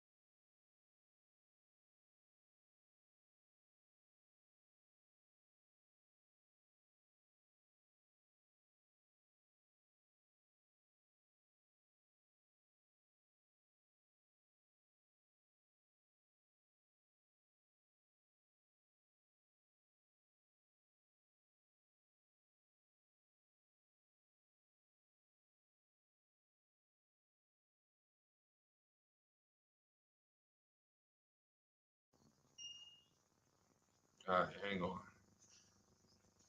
Welcome to Car Shopping Questions and Answers. We are going to be going deep on all your car shopping questions. No question is off limits. And if you don't know me, my name is Deshone the Auto Advisor. We're already up and running on TikTok. We got our first couple questions about to come in, but I need to get back on Facebook because we have to start Facebook, YouTube, and Instagram at the same time, or it's not going to work. So let me it's all good. Stay right there. And I want you guys to start typing your questions. We'll be here for a powerful hour, and I'm just going to go through as many questions as I can in an hour. And we're going to be talking inside stuff. I don't hold back. Some of you know who've been on the stream with me. I do not hold back when it comes to questions and what we do here. So let's just go on Facebook. All right. Hang on. Let me throw the link up. Perfect. Yeah. All right. Okay. We're good to go. Dolan, you can bring the first question in. And let me give a new. Welcome, Facebook. We're on 4 platforms right now going live for car shopping questions and answers. Type your questions in below, and we're going to make sure we get to them. All right. It's not easy getting 4 platforms live at the same time. And we have 2 TikTok channels that we're live on at the same time. So everything we'll be talking about is out of my new digital book, Cars from Home, 7 Steps to Saving Time, Money, and Avoiding Dealerships. I have a special link for you to get a copy at 75% off in my TikTok bio, in my Instagram bio, or in the YouTube or Facebook comments for the next 30 minutes. Let's rock and roll. All right. First question comes from Scott on TikTok. I'm trying to buy a new pickup truck in New Jersey. Not sure how to do it. Well, the first thing we want to do is decide whether we're going to buy or lease. If you're keeping this truck longer than 8 years, then you should be buying. Once you decide whether you're going to buy or lease, and that's how you're going to avoid depreciation. Like you could save a ton of money on this truck, but if you trade that truck in 3 years, 4 years, you're going to lose a lot and you're going to just be buried because you're losing too much over the first 5 to 7 years of the truck's life cycle. So if you're like Deshone, I'm keeping it more than 8 years, no need for me to think about leasing, all good. Now we're going to move to what we call the equity assessment. Do you have any vehicle that you own right now that you need to replace? Because there's a word that we don't use here. Some of you know who've been on the stream with us for a while. What's the word we do not use? Starts with a T. There's a word here. See, so, and I'm moving you through this process. So Scott, I want you to see this is a process. It's not we don't wing it here. So there's a word we don't use. You already decide whether you're going to buy or lease. Let's see. Does anybody know? We might have a lot of new people on here today. Thank you, Brenda. Trade in. Brenda got it. We don't trade in vehicles. Because again, when we start talking about getting all the money on our car deals, we got to realize something. We got to get all the money from each transaction. That means the car we have right now, if we don't get the most money for that, we lost money. The loan we may be getting, if we don't get the lowest interest rate, we lost money. And the car we're buying, if we don't get the best price, we lost money. So what we do is the equity assessment. Let me know if you have a vehicle you're going to be replacing. We would make sure we go online, we go to bidders, and we find out the highest bid we can get on our vehicles. Takes us 20 minutes. 6 major websites: CarMax, Driveway, Carvana, Kelly's Blue Book, Instant Cash Offer, Car Gurus, and AutoNation. These are people who are fighting tooth and nail every day to buy cars.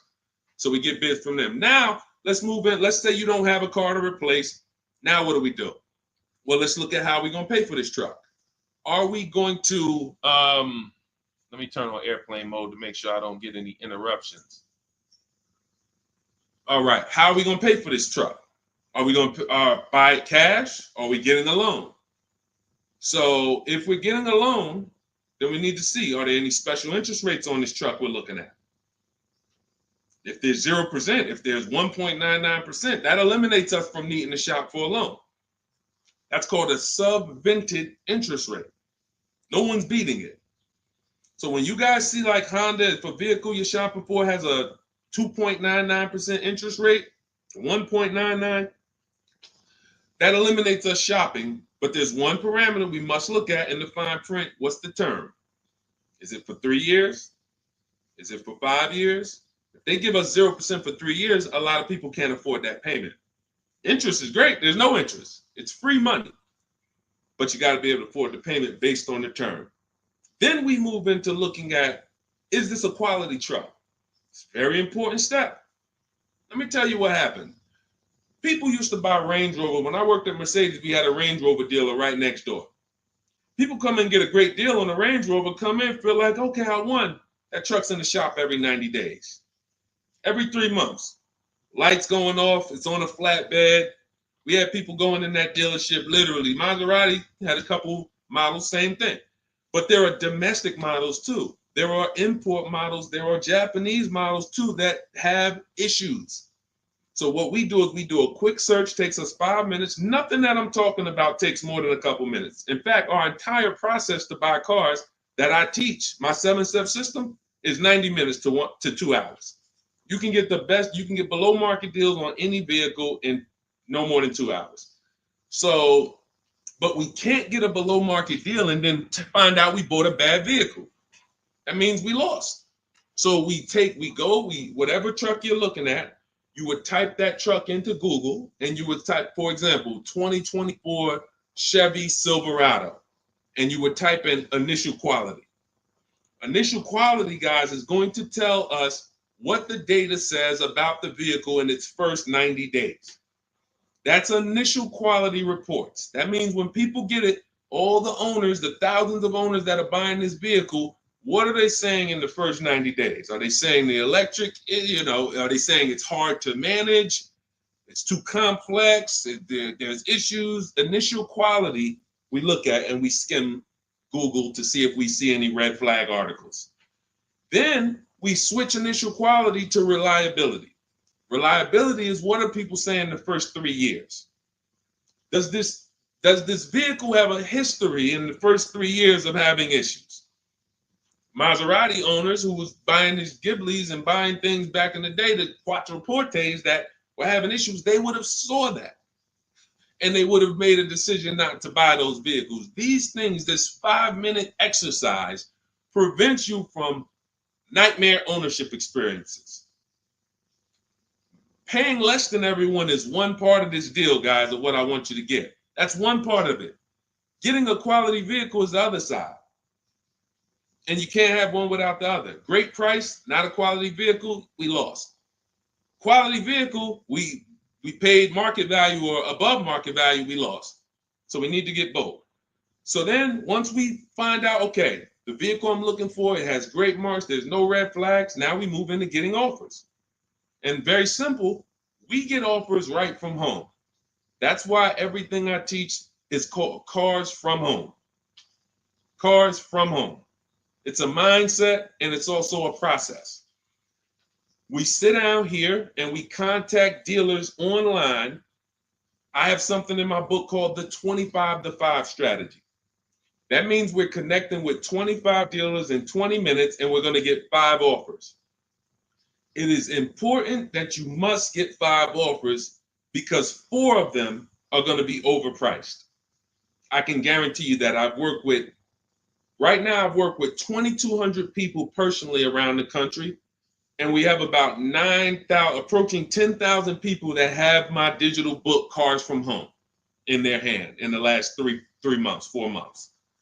So when we look at the data, not to mention I shop myself, you know what I'm saying? I've used this. I know you may think every dealer has the same price. They're all different. They're all different. That's why your best deal, and pay attention to what I'm about to say. In fact, hit the share button if you're locked in. Share this with one friend because one friend might be out there shopping right now, overpaying. All right. Oftentimes, the dealers that are the closest to you are not going to give you the best offer because they think they own you. I'm going to say that again. When a dealer sees your zip code come in, when I was in the dealer, we used to get we call them leads. Anyone in sales, you know the term leads. When we see that the zip code is a zip code that is right here, 5 minutes away, 10 minutes away, 20 minutes away, there's a mindset there that this person is not going to shop. So they're not going to give you your best offer in many cases.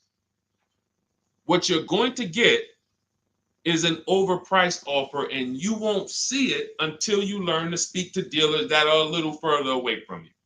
Now, if you're doing it my way, you're using my book, you get your copy for 75% off. You won't pay the $97 price. I have email scripts in there. We don't talk. You use these email scripts when you're buying new cars and leases. We have a different process for used cars, but we still don't talk.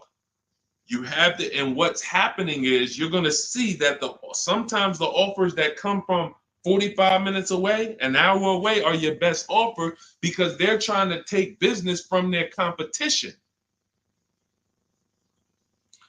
Some of these smaller dealers as well who don't have the foot traffic, they're not getting 100 people coming in on a weekend. They have to depend on strategically winning business. They're using the internet to reach out and connect with people that are far away from them, and they're beating their competition. But if you're programmed to go right into your local dealer, you're never going to get their prices. Type a $ if y'all are following. Type a $ if you're following what I'm saying right now. Type a $ if you're locked in right now. Type a $ if you care about your money and you're like, you know what? We're going to unlearn all the things that we were programmed to do. I'm going to tell you here's how we know we were programmed. And if I wasn't in the car business, I'd be just like y'all. That's why it's my mission to teach. You know how we know we were programmed? We never learned to buy cars. We were indoctrinated in a way of buying cars. We didn't consciously make a decision, approached it and said, this is how I'm going to buy cars. We were indoctrinated into how people buy cars, and that's what makes the dealer principals in these dealer groups, Fortune 500 companies that trade on Wall Street and make billions of dollars, because they have a predictable way that they serve the customer. It's not for the customer's benefit, it's for profit. So when you start doing this, and Scott, I just gave you the first 5 steps of our process. When you start doing this, you're going to see that the same people who you thought really liked you, Charlie down at the dealership that he sold cars to you, your parents. When you start making Charlie compete, you're going to see Charlie wasn't really for you.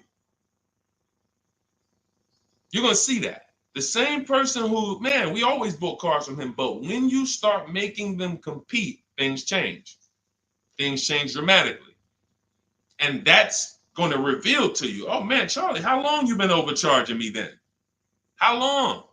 See, because one dealer's best offer is not another dealer's best offer. So it's not like Charlie's lying. When he says to you, hey, listen, Ashley, listen, Miss Whittington, I can't do any better than this. This is our best offer. He may not be lying, especially, you shouldn't be there, but we do this, we never talk numbers in a dealership. But once they say that's our best offer, that's their best offer. When you hear from another dealer online, it's a different best offer. Another dealer online, it's a different best offer. And then you start saying to yourself, okay, I just need to find a dealer whose best offer is the lowest among everybody. But we can't stick with one dealer, because you'll never see how much you're overpaying by dealing with one dealer. So that's the process, Scott. That's the start. If you embrace that mindset, you're going to win every time. My 2 favorite words are multiple offers. You want to protect yourself from overpaying on anything. I don't care if you're getting your house renovated, multiple offers. Those of you who's not a good negotiator. Before we go to the next question, because I see we got a lot more questions coming, and keep typing them, and Dolan's going to pull the next one. Before we go to the next question, who's not a good negotiator? Type me. Not a good negotiator. I know we got some negotiators on here. We got a good amount of people, but who's not? You just don't like it. You're either not good at it. You don't like confrontation. It's just not your thing. Who'll be honest and let us know. It's not your thing. Okay, I see you, Brenda. Okay. All right, I see you, Tony. Okay. I see you. Let's go. Okay, we got a bunch of negotiators. Okay, I see you, Michelle. Okay, they're coming in now. Okay. Multiple offers is, you never have to be a great negotiator. If you embrace multiple offers, you never need to be a great negotiator, because what happens when you start getting multiple offers, you're not negotiating with the person trying to sell you something. You're making them negotiate with the other people trying to sell you stuff. Big difference. When you negotiate one-to-one, you're negotiating with a person. When you make other people get bids and you get multiple offers, now those people are negotiating with each other to win your business. That's how we have deals. That's how we have people like Danielle here, who she got her Audi. She's paying a ridiculously low payment, $550 a month, $44,000 vehicle, no money down. That's how somebody like Sean saves 20 grand off of his F-150 Lightning here. Wrote me in. Now pay attention. Pay attention to what I'm about to tell you about Sean's deal. What's so important is he saved 20 grand, 21,000 off his new F-150 Lightning. But here's the big thing. When I asked him about the deal, I want to find his post. He said to me, no other dealer, I want you to see this. He has shopped locally. Where are we? I think this is it. Okay, hang on. Okay, I'll tell you what he said. He had to go 150 miles out to get that deal. He had to go 150 miles out to get that deal. So what you're going to see from most people who learn from me, and you'll be this way too, you're driving an hour to pick up your vehicle, but it's a great drive because you know the money you saved. You don't mind driving an hour to pick up your new vehicle when you know that I'm saving $5,000 on this hour-long trip. All those other dealers close to me that felt like they owe me, none of them wanted to make me this offer. But this one deal over here, He's beating them by $5,000. I remember this young lady in California. She was buying a Volvo, and she had to fly. She called me. She said, Southern California dealer made me the best offer. They beat my highest offer in Northern California by $4,000. All the offers I got, the best one in Northern California, this dealer in Southern California beat it by $4,000. I said, so what you gonna do? She said, I just got the plane ticket. It was $70. I said, that's what I would have did. So we have to go to where we're saving the money, y'all. This is a one-time thing. You buy your vehicle from who's making you the best offer. You service your vehicle from where it's most convenient. Two big differences. All right, go ahead, Dolan. Shoot the next one up. Everyone who just jumped on, this entire stream is sponsored by my new digital book. It's called Cars from Home, 7 Steps to Saving Time, Money, and Avoiding Dealerships. It's already 5-star rated. You can Google it. For the next 30 minutes, you can get your copy for 75% off. It's my entire blueprint of leasing step-by-step, getting below market leases, getting below market purchases, getting below market pre-owned deals step-by-step, making banks bid for our business step-by-step. Now, 30 minutes only. After 30 minutes, the price goes back up to $97. So you can click the link in my TikTok bio, click that picture of me, or click the link in my Instagram bio, and come back to the broadcast after you get your book. As soon as you pay on that thank you page, I want you to screenshot that. There's a link to open the book right there. So not only will I email you a copy, on the thank you page, you click a link, and that book is right there too. So, and then for those of you on YouTube or Facebook, we have the link showing below. Link in the comments for you, and Facebook, you guys will see the floating link. So 30 minutes, get your copy. You won't pay the $97 price. You'll get yours for $24, and you have everything step by step. You won't have to remember any of this or watch my social media videos anymore. Okay. Scott says, dude, just wondering if you've heard of the Ford Flex Buy program, and if so, what are your thoughts? Well, let me do a little research on this. Hang on, because we can find out if this is going to be good for you or not. Let me tell you how easy it is when you figure this, Scott. When you grab this mindset, when you unlearn this. Hold on, they're saying they couldn't hear me on TikTok. Okay. Well, as long as you could, well, I know you guys can hear me here. We're on 2 TikTok channels right now. So let me see here. I'm pretty sure. Give me a, before we hit this question, let me make sure. Can you guys hear me on TikTok right now? Type yes. If we don't want to continue and people can't hear us. So let me know. But I see, these are the people I love right here. I love people who say, I'm going to get to it. Hopped off of TikTok, because we're on 2 TikTok channels, and now on Facebook. She said, I'm getting to this information. I don't care if I got a skim platform. I love it. Okay, so we're good. It must be just this one TikTok channel then that we're having issues with. So it's all good. Let me close this one out, and then we'll keep it moving. Okay, so this is how easy it is to find out if something's worth it or not. Does it make people compete for my business, or does it try to lock me into something? The competition is what saves us money, which is why none of these websites you're ever going to see is going to create competition. I'll tell you about the used car websites. They're not creating competition. I'll tell you that. See, I don't want to skip this, but let's check this Flex Buy program, and then if we have time, I'll explain to you why those used car marketplaces we shop on, it's not competition. They're trying to sell you on variety. But let's check the Flex Buy program, and let's see how this works. Okay. So what is Flex Buy? Flex Buy is a unique payment plan for qualified buyers. Ford Flex Buy program payments start out lower, gradually get higher after 36 months. The Ford Flex Buy program takes the rate on a 60-month traditional loan and extends that rate to 66 months. The first 36 months of the loan, the payment will be lower as compared to the 60-month payment. The last 30 months of the loan, the payment will be higher than the first 36-month payment. Although every reasonable effort has been made to ensure the accuracy of the information. Okay, hold on.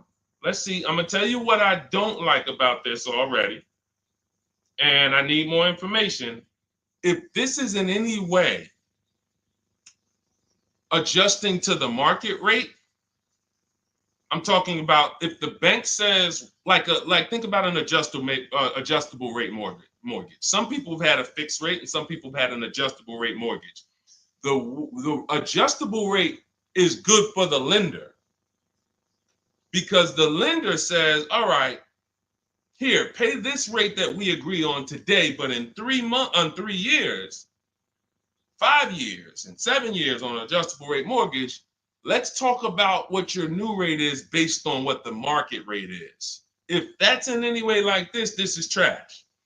Because the banks will say, all right, well, for the first part of the loan, we're going to do one interest rate. And then we'll look and say, midway through, what's the market rate? And if the market rate's lower, great, you win. If the market rate's higher, then you lose. So here's the thing. When we're getting loans, I'm getting ready to explain something to you guys called the bank bidding war. There's so much money in loans, it's ridiculous. That's why there's people who want to loan you money to buy cars. They don't even sell cars. And could y'all keep tapping the screen on TikTok and running those likes up? Can we get to 1,000 likes real quick? Every time y'all tap the screen, y'all run the likes up and y'all actually help TikTok bring more people over here that need to be here. So I appreciate everybody. And thank you to everyone who hits the like button. I appreciate you. It does matter. Now, the credit bureaus in the United States allow you to do something called rate shopping. Rate shopping is when you actually let multiple lenders run your credit within a small period of time, and they can access it with a hard pull and it won't drop your credit score more than one hard pull. So let's just say one bank, Bank of America, accesses our credit to give us an offer for a loan. It may drop our credit 9 points because of the hard pull. If we shop within the rate window, we can have 50 banks at credit unions run our credit, and it's going to affect it the same 9 points. That's called the rate window. I haven't heard anyone talk about this. I've been talking about this for literally over 2 years. I think I have a couple big videos that you guys have shared, watched, that talk about how to do this. When you are getting your offers from banks, you want to get them after you've already found your best deal on your car. Because once you get your best deal on your car, you have everything you need now to go to the bank or go online, call the bank and get an offer. Who's had a bank tell them when they call for some type of offer, the bank tells you, well, we need you to have a car first. Who's had that happen? You call and you're coming and you're shopping for you're trying to get a pre-approval or something like that, and the bank tells you, well, we need what car are you buying? We need the car details. Well, that doesn't really make sense, right? I'm trying to get the offer so I can go get the car. But in the case of how we do it, we find our best deal on the car, then we come home and we let multiple banks and credit unions fight it out. Fight it out. Because I guarantee if this Flex Buy program doesn't allow you to shop for your rate and compare whatever rate they're going to offer to whatever rate you're going to get, you're going to lose with that program. And all they want you to do is see that, hey, well, we're going to give you flexible payments. They're trying to hook in people who just like, hey, that sounds good. Not realizing, well, if you just got a rate that was just got an interest rate that was 2 points lower, your payment would be $40 less a month. So interest rate shopping, guys, is extremely important. That's why when you get my book, I give you what's called the Bank Bidding War Blueprint. This is for you guys that are financing. I haven't added that to my book yet because I haven't had a chance to go in and restructure it. Every time I update the book, every time I come up with a new idea or a new website comes up, I update the book. I don't charge you for that. So websites go out of business. Room went out of business earlier this year. Websites go out of business. I'm not going to charge you for each time something changes because we use an online program. But what I did was when you get your book, you get the book, Cars from Home, and then you get the Bank Bidding War Blueprint. All this is the strategies we use to make banks and credit unions bid. I need you guys making people bid for your own sake, for your confidence, for your empowerment, for your experience. You're going to feel like I'm the prize. I'm spending $50,000 here. Why the heck am I begging people to sell me a car? Who's ever felt like they're begging people? Come on, can you take off another 1,000? Come on, can you drop it by $50 a month? Come on. You're begging people. Meanwhile, this is a 5-figure transaction. So when you flip the tables like we've been doing, like all of the people, if you're on Instagram or if you're on YouTube, you can see all of these people. You can see Zafrina, you can see Jared. Look at all these deals. People posting their numbers. Teddy, Rosalie. How does Rosalie get a 65? How much is this vehicle? How much? How does Rosalie get a $60,000 vehicle at $592 a month with no money down? How does she lease that vehicle at $592 when the same daggone Infinity advertisements we see say, hey, come put $5,000 down plus tax and you can pay that price? She did it with no money down. How? Bids. Okay? Bids. All right. Scott, if the program doesn't make people bid, it's no good. I don't care if it's flex buy, X buy, friends and family. If it's not making people bid, it's trash. It's for them, not us. Okay? I think I beat that horse down. So we can go to the next question now. Go ahead, Dolan. Remember, everybody, you have 30 minutes to get your copy for 75% off. Make sure you save my support email just in case you type your email wrong. Sometimes the book doesn't end up in your inbox. Just hit support, send them an email. My team works 7 days a week. Hey, didn't get my book. They'll get you a copy. We want the book in your inbox. We want you using it immediately. All right. This is Lorraine Celine. Thank you. I followed you in your advice on shopping for a used car, and I bought a 2007 Honda Accord at a great price. Thank you for your knowledge and advice. Amen. Congratulations. Enjoy it. Honda's a great vehicle. If you took the steps and made sure you were getting a good one, title, service records, accident history, a great Honda Accord is incredible. Even some of these vehicles, guys, long-term owners, some of you long-term owners, you need to understand which vehicles have the best longevity records. And Honda Accord is one of them. Congratulations, Lorraine. Enjoy it. God bless you. Go ahead, Dolan. Next one. Buying a Porsche Cayenne Coupe. Need help. Okay, well, you sound almost like Scott. We started with the process. How many years are you keeping the car? If I could find my, oh man, I don't have time to find it right now. I know why. There's a young lady who came. I want to tell you something how important deal structure is. Who was taught never to lease a car? I want you to be honest. Type me if you were taught never to lease a car. If everyone who's willing to be honest, again, it may sound like some of the things that I'm talking about is bad news first. That's because it is. I have to give you the bad news first, and then we get to the good news. All right. So now I see some misconceptions coming out already. I see Wanda. Okay. I see Black F22. He said you never own it. I want you to understand something about what you just said. If you're a person who keeps that car 8+ years, then you can own it. I'm going to tell you why. Cars depreciate like this. Cars drop in value like this. This is the scale. That's why you buy a car today for $40,000. 5 years later, it's worth $18,000 or $15,000. You're losing value. People care about this. You know who cares about this more than anyone? You guys, you know who cares about this more than anyone? Banks. Banks. Banks don't want to own things that do this. Now look, Black is coming with a lot of stuff right now. Let's talk to Black. And let's talk to the people like Black, because Black is somebody who will tell you never lease a car. He just said you're basically renting it. You never own it. Now let's get to the point. I want to show everyone on here. Thank you, Black. I'm glad you're here because we're getting ready to use this as an opportunity to prove a point. Let me take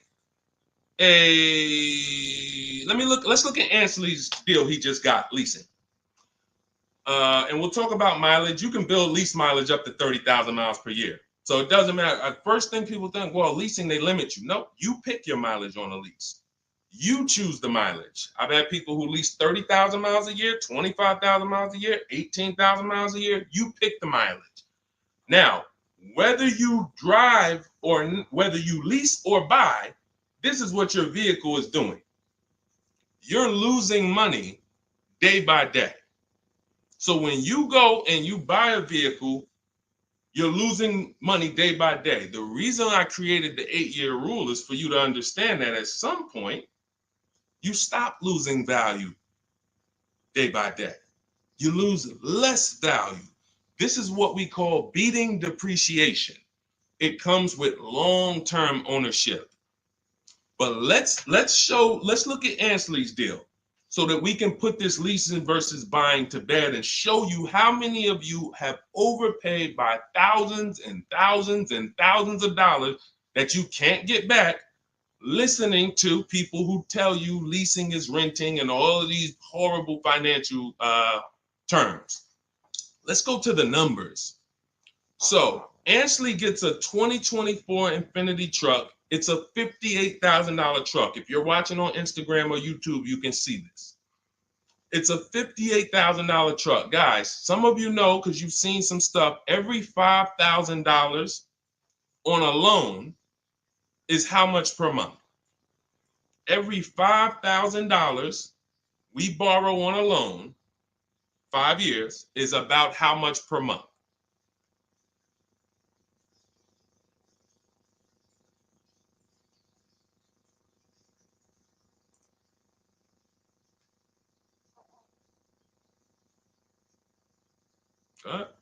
Anybody know? Thank you, Michelle. $100. Told you, shout out to the people who tapped in, locked in, locked in. See, I love the people who are locked in. It's some people who just, they sleep at the wheel. I need the people who are locked in. I'm really only talking to you. Now, that means this vehicle that Ashley went in to get, his $58,000 vehicle, if he would have just said, all right, I want to buy it because I was taught leasing is renting, how much is it going to cost me a month? No money down. Let's figure, we're going to compare apples to apples. No money down, because when you put money down into the deal, that confuses you. That actually makes you think you got a better deal than you really did. When you evaluate deals with no money going into them, it's easy to see where the best value is. Now, Ashley would have been paying $1,200 a month for 5 years. $58,000. That's not even full tax. Let's just round the tax to 60. Let's just say $1,200 a month. But Deshone, what if he got a good discount? Okay, I'll give you one better. Let's go extra conservative and let's play that game. Let's pretend that he's using my strategies and he found out a way to save a huge amount of money off this brand new Infiniti. He's getting bids, he's using my strategy, but he's not leasing because he's been programmed not to lease. So he's not leasing, but he's going to get bids. Now he saves $10,000 off the price of this brand new vehicle. $10,000. So instead of financing 60, he's financing 50. What's his payment, everybody? What's his payment? We just said every $5,000 is $100 a month. $50,000 vehicle. What's his payment? $1,000 a month. $1,000 a month. Okay. Now that's with a super discount. That's with a discount that's like anybody would be happy to save 10 grand. I'm proving the point here that you cannot get a good deal if you buy, but you should have leased. You lost. Big time. Now watch this. He's leasing and his payment is $554 a month. So now somebody like Black, somebody like Miggy over here that agrees with Black, they pull up in their Infiniti truck, right? And they pull up next to you. And y'all are both driving the exact same truck. And you look at them and you're like, hey, man, we got the same truck. Now they're going to say something to you like, yeah, you know, man, it's expensive though, man. It costs to drive this, right? And you're going to look at them and be like, oh, how much you paying? You know, I did a no money down deal. So I know I did all right. I did no money down, but I'm paying $1,000 per month for this. Oh, really? I did no money down too, but I'm paying $554. Wait, you? Yeah. Oh, yeah. I leased this. I drive it for 3 years, then I give it back. Oh, yeah, but I own this. I'm gonna own this in 5 years at $1,000 a month. This mine right here. Okay. All right. Listen. God bless you. Have a good enjoy, man. Enjoy. Now let's go one more scenario. Let's go to the person who says, Deshone, I don't buy used. I don't buy new though. I only buy used. Cool. Let's say you pull up in your new lease that you just got. And again, everyone shouldn't be leasing. That's why step 1 in my book is called the 8-year rule. It's the 8-year rule. If you are keeping vehicles at least 8 years, don't worry about leasing. You're going to beat depreciation. All of that money you're going to pay to own, all the $1,000, all these high payments you're going to pay to own, all this cash that has to come out of your pocket to own, out of your bank account to own, it'll be worth it in the long run. At least 8 years though. And the longer the better. 10, 12, 15, you really want. But less than 8, losing big time. So let's say a person says, oh, I'm going to get a used version. So they find a 3-year-old Infiniti truck just like this, but so instead of paying $60 for it, let's say they find one for $30. Let's give them a good price, good mileage. They think, oh, I'm good. What's their payment, everybody? What's the payment? Come on, stay by the keyboard. I need y'all quick because we're teaching something here to people like Black. They might not get it. I pray that they do, but they might not get it. But the people who are locked in financially, the people who understand financial literacy are going to get this. If every $5,000 is $100 a month and they buy a pre-owned version for 30 grand, what's their payment? Thank you, Michelle. 600. 600. See, he said 500. So this is how I know he's struggling. And I'm not trying to beat you down, man. I'm just saying when you're talking about something you don't understand, it's better to ask questions, not make statements. So now, we pull up. You have your new lease. You got this same deal, $554 a month. He pulls up in his 3-year-old version that has probably 1 year of warranty left. You both did a no money down deal. He looks at you and says, oh, wow, that's the new one, right? Yeah. This is the 2024. 2025. Oh, yeah, this is a 22. I just got this. I got a good price on it. I paid 30. Okay, cool. What's your payment? I pay 600 a month. What you pay for the new one, man? I know that must be expensive. I pay 554. Wait, what? Yeah, I paid 554 for this. No, you put a lot of money down, right? No, I didn't. I gave him $554. I drove off.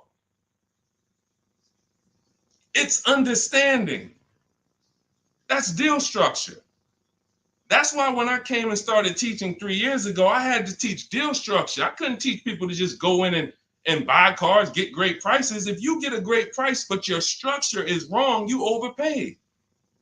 You're driving cars, you're driving older cars with no warranty. And many of people who've been taught to do this, they never even pay the car off. They trade the car in before they even pay it off. They literally, I used to have people walk into the Mercedes dealer and they look at me and say, Deshone, is that the new version? I'm like, yeah, that's the new one. He's like, I got 3 payments left on this. This one, as soon as I pay it off, I'm coming to see you for that one. So this is a person who paid these high payments because they wanted to own. They thought they were going to own. As soon as they get their title, it's like running a marathon.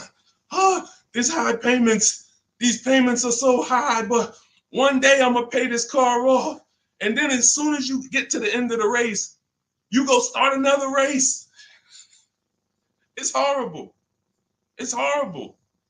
And so that's why we don't move into any other step before we get to the buy versus leasing.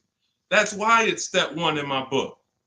So we can sit here all day and compare numbers. There is no comparison to a person who's getting great lease deals versus a person who's buying. It's not even close. We're driving better cars. We're driving, they're usually always under warranty. We're paying cents on the dollar when you know how to get below market leases. I'm not talking about these commercials y'all see. That ain't nothing. We don't pay those prices. None of these people, look, you think Zafrina, who got a Jeep Grand Cherokee lease, and she paid Look, she's paying $527 a month. She's paying $527 a month. Oh no, that's Teddy. Hold on.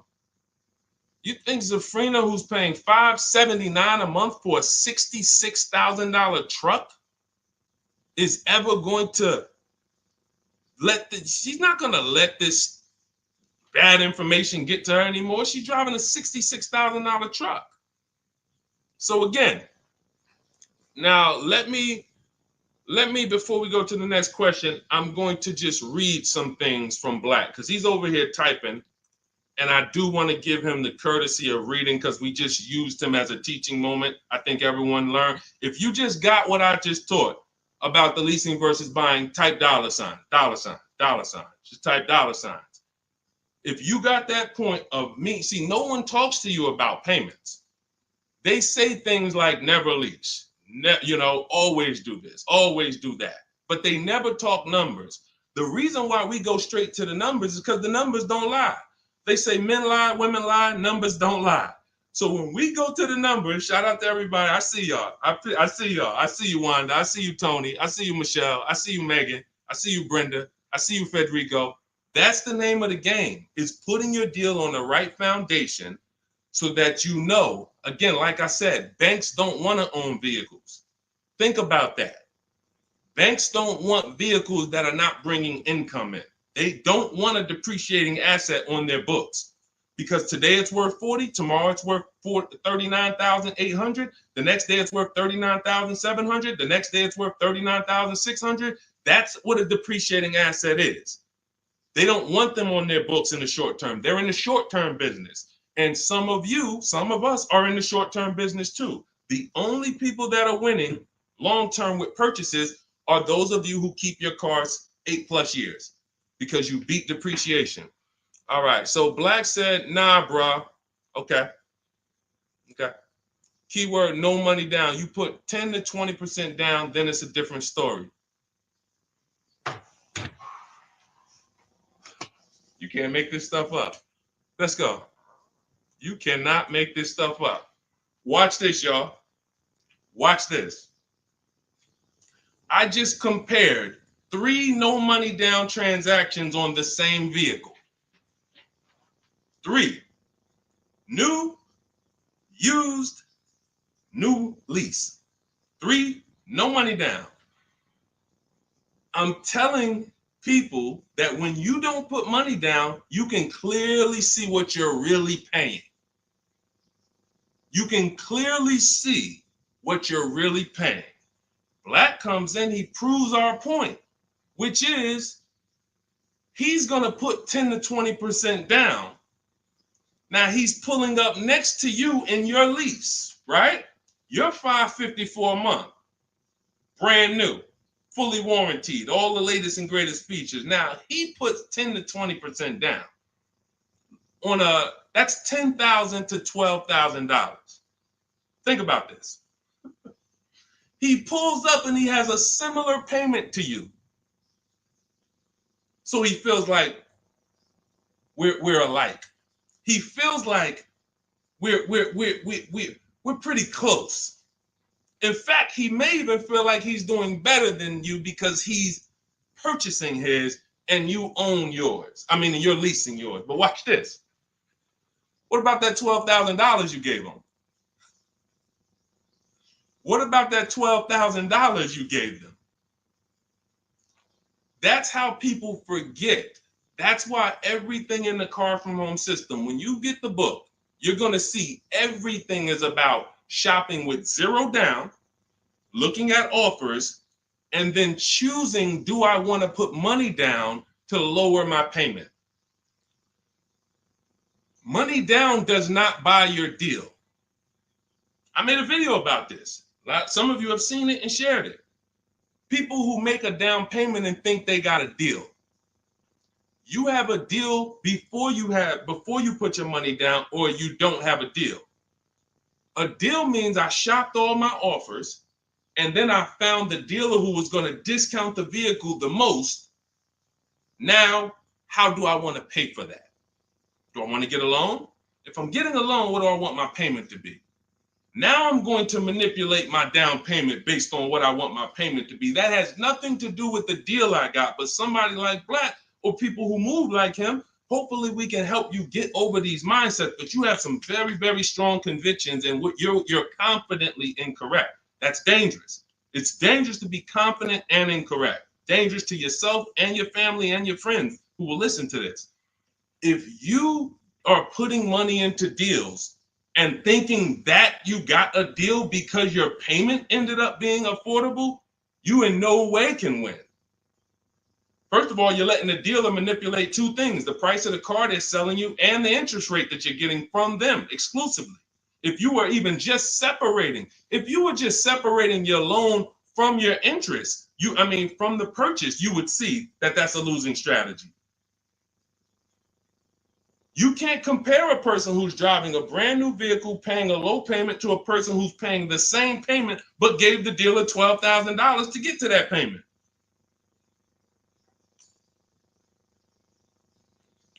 And look, here we go. Now let's get ready for the next question, because Black just said, I believe in the Ramsey rules, not leasing cars, and he's costing you. Now, let me ask you a question. How many years are you keeping your car, Black, on average? And let's just move on from there. We've given you enough, and you've been great. You have been great. I think we have all learned. You've given me a lot of things to be able to teach the audience who's willing to learn, but there is in no way, shape, or form. 3 to 4 years. My man, you are losing like crazy. Look, he's buying cars like this and flipping them.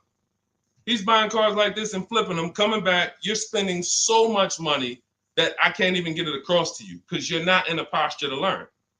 You are literally buying cars in their deepest state of depreciation because somebody told you don't lease. You listen to them. You buy the car here. It's worth $40 the day you buy it. You come back in 3 to 4 years to get a new one. They give you $20 for that car. You spent $20 grand. You lost $20 grand in depreciation in 3 years. And you just keep doing that because somebody told you never lease cars and you listen to them.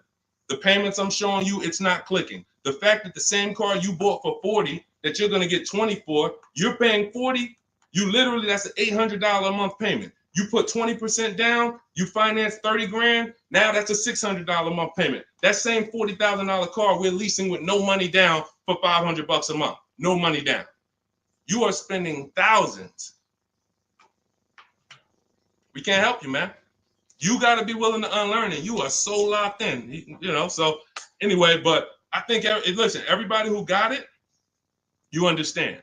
That is why leasing versus buying is paramount. You cannot get it. If you are not keeping your cars 8 years, you cannot get a great deal buying. You're going to lose in depreciation. You're going to lose in resale value.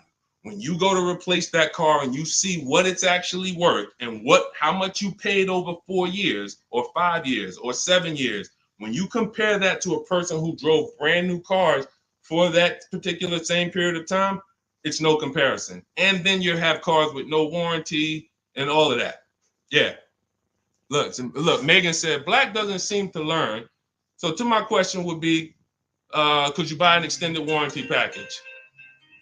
Hold on. Why am I getting calls on airplane mode? Sorry, guys. I hold on. Let me put on Do Not Disturb. All right, so go ahead, Dolan. Shoot some. Let's get to Megan's question, and then let's try to go through a couple more. But that was good. That was good, Black. Thank you, because we wouldn't have been able to teach on those points without your questions. Okay, so let's do Carolina on YouTube, and then let's go to we'll hit Megan, and let's go through as many as we possibly can. Hey, I'm new here. I want to trade my 2020 Nissan, and what's the best way to do this, please? Okay, so you have a 2020 Nissan. That's a vehicle that's not 5 years old. First thing you would do, if we were talking, I wouldn't let you buy. Unless you're telling me you're going to keep the next car 8 years, you're losing, because that 2020 Nissan, first thing we want to do is decide whether we're buying or leasing the next vehicle. And as we just said, if you're not keeping the next vehicle 8 years, you should be shopping for below market leases. Then you want to now see what is the most money you can get for that Nissan. We don't depend on a dealer to tell us. You're going to go to these 6 websites. These are 6 websites. You do this in 15 minutes. You're going to find out what that vehicle is truly worth. You find out what your vehicle is worth with offers, not with anything else. Offers. So go to CarMax, Driveway. Write this down. I told you, stay locked in because we do dialogue here. It's not just me talking. Unless you got a notepad, you got to stay locked in and ready. We're going to go to CarMax. We're going to go to Driveway. We're going to go to Carvana. We're going to go to KBB Instant Cash Offer. These are all offer sites. These are people you walk in, they do an inspection, they cut you a check, you're out of there in an hour with a check. They're not trying to sell your car, they just want to buy your car. Driveway, Carvana, CarMax, KBB Instant Cash Offer, Car Gurus, and Auto Nation. 6 offers, 6 bids. That's going to tell you what your vehicle is worth, and that's going to tell you if you have equity or negative equity. Equity or negative equity. Okay? So that's the first thing you need to do. First 2 things is ask yourself, how many years are you keeping the next car? And then do your equity assessment to see, do you have positive equity that could either go in your bank account or negative equity that's going to be carried over to your next deal. So that's the first step. Okay, do that first. Now, here's the beautiful thing. When I was at the dealer, I would have people who walked in as soon as I asked them how many years they were keeping the car. If they were telling me 5, like, remember the guy I mentioned a little while ago on the stream? I said he comes into the dealership. Hey, Deshone, is that the new one? As soon as he gets his title, he comes in and trades it in. I told him, there's no point in you waiting for the title. First of all, you can replace a vehicle without the title. That's fine. But again, he was taught, hey, I got to wait for my title, and then I make a move. So he always has a payment. 5-year loan, 6-year loan, pays it off, gets a new car. He always has a payment. It's just super high. But what I would do if he was listening, if he was open to financial advice, I would tell them, you're going to cash that vehicle out. That means you're going to sell this vehicle. We're going to give you a check for that. So whatever it's worth, 15, 18 grand, it's paid off. That's going to go in your pocket. Now, what he was used to doing was, well, whatever it's worth, don't I have to put that down on the next vehicle to be able to get my payment where I want it? And this was the best news I was able to deliver. This is why, and if you talk to anybody in New Jersey who dealt with me, this is how I've been. I've been the same way. From the minute I started learning about financial literacy when it comes to cars, I was a consultant educating my clients on how to keep the most money in their pocket and drive the best cars. When he would say, well, I say, are you familiar with leasing? And I would ask, how much do you drive a year? And he would say, I think about, maybe 13, 14,000. I said, let's go look at your old vehicle. We look at your old vehicle. We see, okay, yeah, based on what's on the mileage now, you drive about 14,000 a year. Here's what we're going to do. Whatever your car is worth, you're going to put that in your bank account. Let me show you what a competitive lease would look like. I make him the offer. He's like, wait a minute. This is my payment, and I could drive as much as I want. That's it. You could drive the same amount you've been driving. So I'm paying less than I was paying to own this thing? And you about to give me a check back for 12 grand, 15 grand? Yeah. This is what I want to do for the people who have been programmed that buying cars is how you should do it. Again, long-term owners, you should not be thinking about leasing. But here's how I know you need it in your tool belt, because your daughter may not be a long-term owner. Your spouse may not be a long-term owner. Your friend or whoever may not be a long-term owner. See, typically how you do things is how you teach other people to do things. So if you are keeping your cars 8, 9, 10, 12 years, you probably think everyone else is doing that. But your kids or your family members or your spouse, they may want to drive for 5 years and then they're like, all right, this stuff's starting to go wrong. You said the warranty is up and this got to cost $800 to fix, $400. Let's just go get a new one. Those are the people who don't have the values to keep a car long term, and you should not be buying cars for them. They should be shopping for. Now, both cases, you need below market deals, but it does not. But knowing how long you're going to keep the car is how you're going to beat depreciation. So all of this is in my digital book, guys. Everything I'm talking about on this stream is in my step-by-step book. A lot of what we talk about on these streams and in my social media videos is what not to do. My book is about what to do. It's like, do this, do this, do this, do this, steps, check it off the list. Next thing you know, you got below market deals from home. There's only 3 things we go into the dealership for: test drive, have our car appraised, and to pick up a car. We are not there to shop. We're not there to get numbers. We're not there to negotiate. We do all of this stuff from home. So for 30 minutes, if you visited the website already, you'll see the timer, 30 minutes, you can get 75% off your copy. It'll be in your inbox in literally seconds. And as soon as you pay, in my TikTok bio, in my Instagram bio, Facebook, we have a link floating for you. You guys should be able to see the link. And then Instagram, we have YouTube, we have a comment pinned for you guys. You'll have the book, but as soon as you pay, you're going to see the thank you page. It says screenshot this page. You'll see my support team email. Sometimes you type your email wrong. Contact support if the book is not in your inbox in literally 5-10 minutes. Also, as soon as you pay, you see a link that says open your book below. So there's 2 ways I'm delivering the book to you. Right there as soon as you buy, but I'm also emailing you a copy. But sometimes, we fat finger the keyboards and there's a letter off. So make sure you hold on to my support team's email and hit them up. Okay, good stuff. Get your copy. Listen, once that clock hits 0, the price is $97, which is still worth every penny. If I missed it, I go back and look. Knowing what I know, knowing what the people know, look at Tiffany. Look at Tiffany's deal.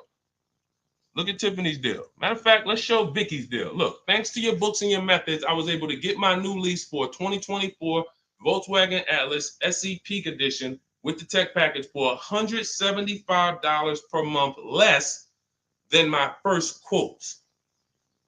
I did it all online except for picking up the car.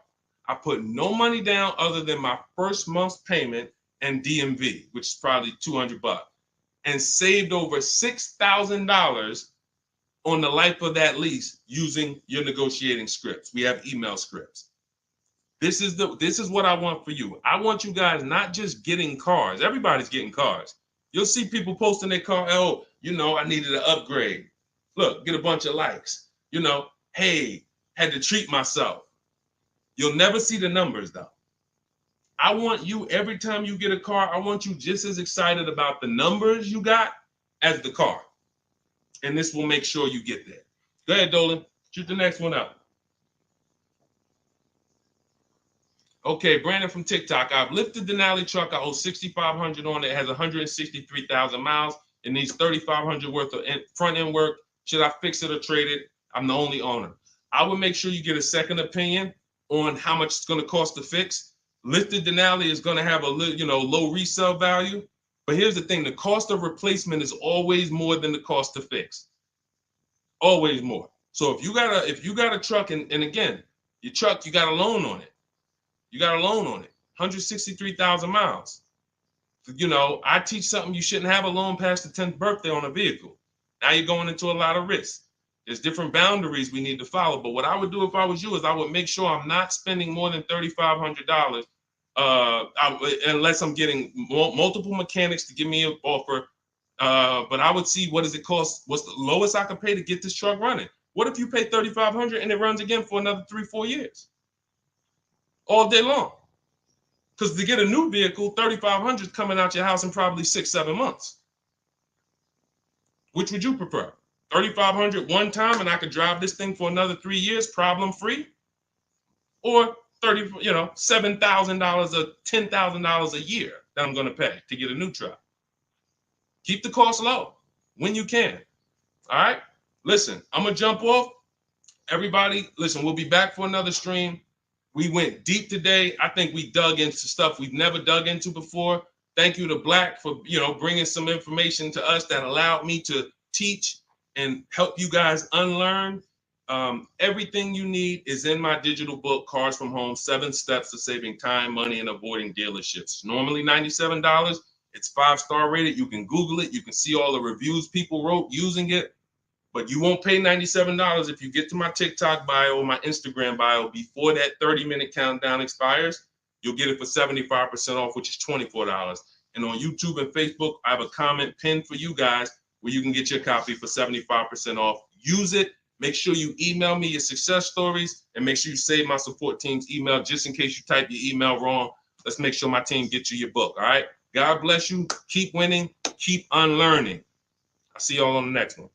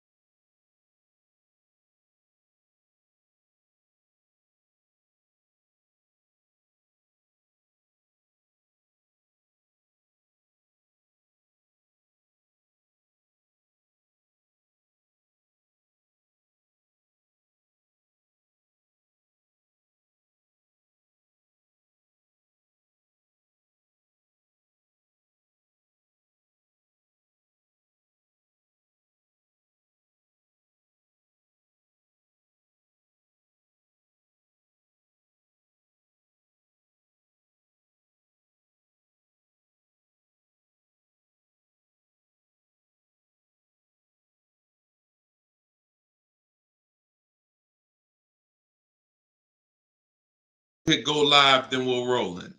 Jasmine from TikTok asks, what do I do when I can't afford the lease after 1 year? Great question. You want to do an equity assessment, see if you can sell it. There's two main ways to sell a lease. You could have somebody assume it. You can go to a site like Shop a Lease, and if you have a good car payment, you could list the car there and somebody could take over it, but it must be a good car payment relative to the deal. If you're paying, if you overpaid per month, then you're going to have a hard time getting someone to take over the lease. But if not, you can get rid of it there. Second is, I want you to call the leasing company, ask for your payoff, and then you're going to call, once you get your payoff, I want you to ask them if you have a third-party restriction. Those are the two questions you're going to ask your leasing company. And then once you get that number, which is your payoff, you're going to go to CarMax.com, Driveway, Carvana. This will take you 20 minutes to do. Kelly's Blue Book Instant Cash Offer, Auto Nation, Sell My Car, and Car Guru, Sell My Car.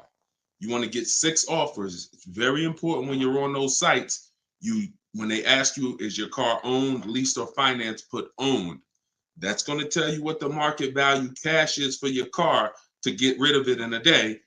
If it's greater or equal to your payoff, you can get out of it. If you have a third-party restriction, then you're going to need to take another step and you're going to sell to a local dealer. But you got to see where your equity position is first.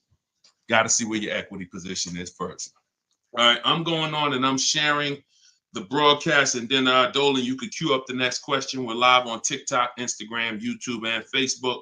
So we are going to be taking questions from all platforms. The first one came from TikTok. We got a couple queued up on TikTok. So shoot the next one in, Dolan, and we'll get to it. All right, this is another one from TikTok. I have 2 payments left on my lease. What's my next step? Equity assessment. Who's returned a lease to a dealership, just dropped it off when it was done? You never assessed any equity. You didn't even know. Who didn't know that a lease could have equity that you could put in your pocket? It's not a guarantee, but many people all through the pandemic, we were showing them how to put $5,000, $10,000, $12,000 in equity in their pocket from the end of their lease. I sold my lease. End of my Jeep lease, I made $8,900. My mother made $10,200. Now that was when everything was worth 7 to 10 grand more than it's worth. That was when the market was once in a lifetime. But does not mean we will never return a lease without doing an equity assessment. If you've done it, I want you to raise your hand and say, you know what, I turned in my lease. If you ever just dropped it off, you can't do that again. You must know if you have equity, and you follow those steps that I just gave to Jasmine. I think that was Jasmine who asked the first question. That is what's called in my book, In my process, that's the equity assessment. That is what you do. Everything I'm teaching you guys is from my new digital book, Car Shopping for People That Hate Car Shopping, 7 Steps to Saving Time, Money, and Avoiding Dealerships. So every question you ask, when I answer it, it's going to be out of one of those 7 steps. And the equity assessment is step 2. You must do that before you ever return a lease for the rest of your life. A lot of you gave back thousands of dollars to dealerships and you didn't realize you were doing it. They bought those cars, put that money in their bank account when it should have been in yours. Yep. All right. Go ahead. Shoot the next one up, Dolan. All right. All right. This one's from TikTok as well. Let's go. Facebook, type your questions in. YouTube, type your questions in. Instagram, type them in so we can get to you guys. Another one from TikTok. Thinking of trading a car for a newer model. Should I keep the car and just get the new one? It's a good question. What's the benefit of keeping the car? If you were a high mileage driver, then I would tell, let's just say you said, Deshone, I'm driving 20,000 miles. It's in high mileage drivers, I want you to type HM. If you do over 20,000 miles per year, even 18,000 miles per year, just type HM.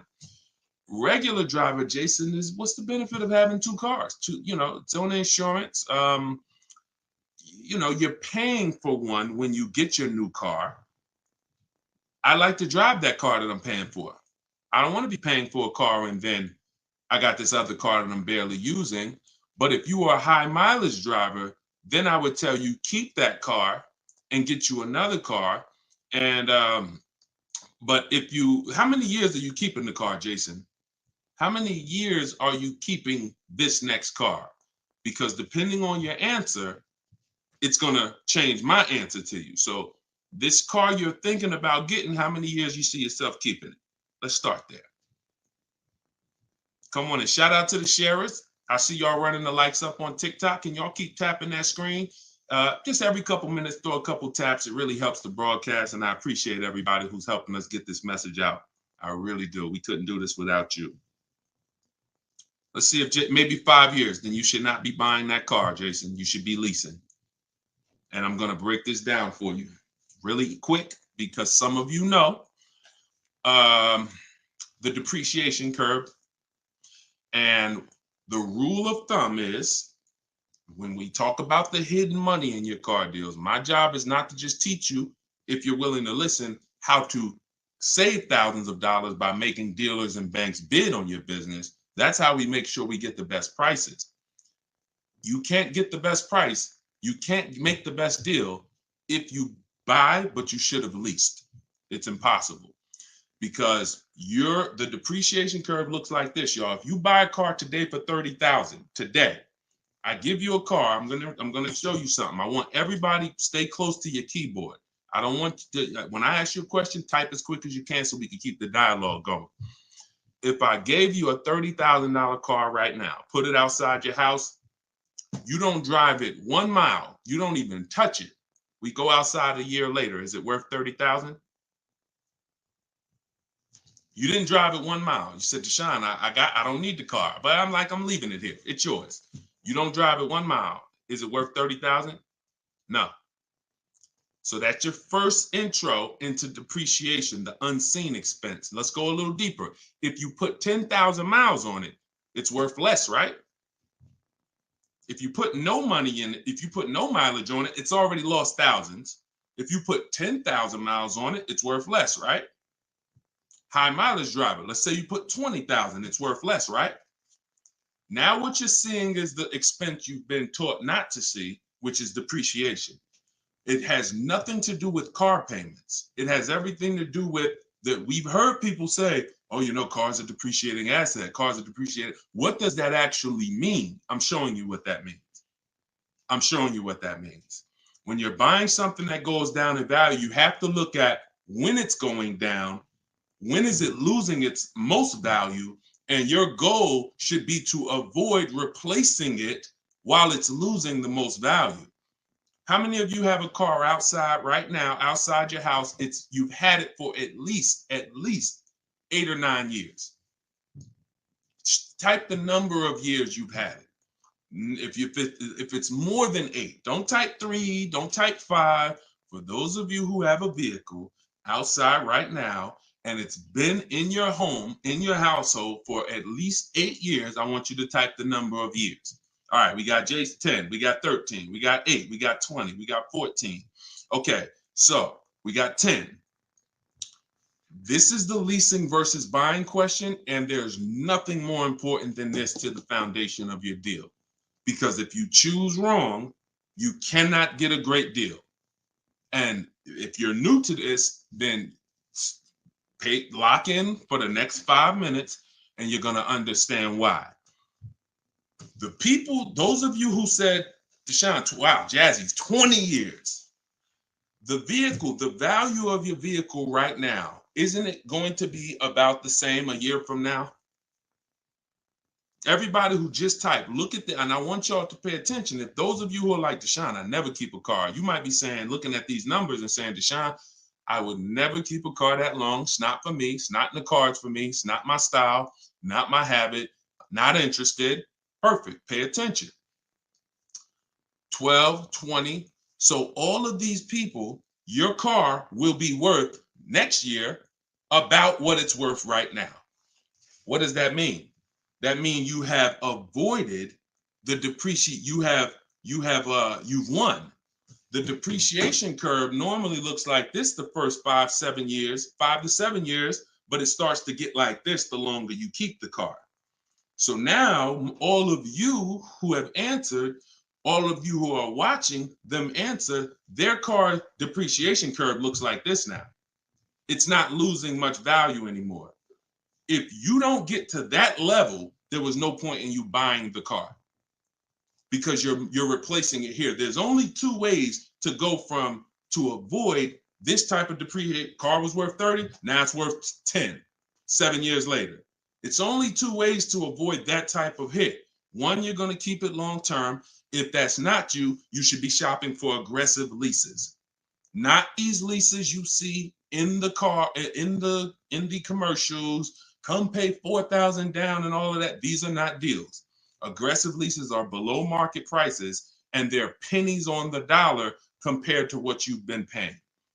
You cannot win buying cars and switching them like this. That's why you always have negative equity. That's why you're always never happy with what you're getting for your car. You buy your car, you come back, look 3 years later, you see what it's worth. It's always disappointing because you're trying to literally get cash back out of something that is not designed to give you any value in the short term.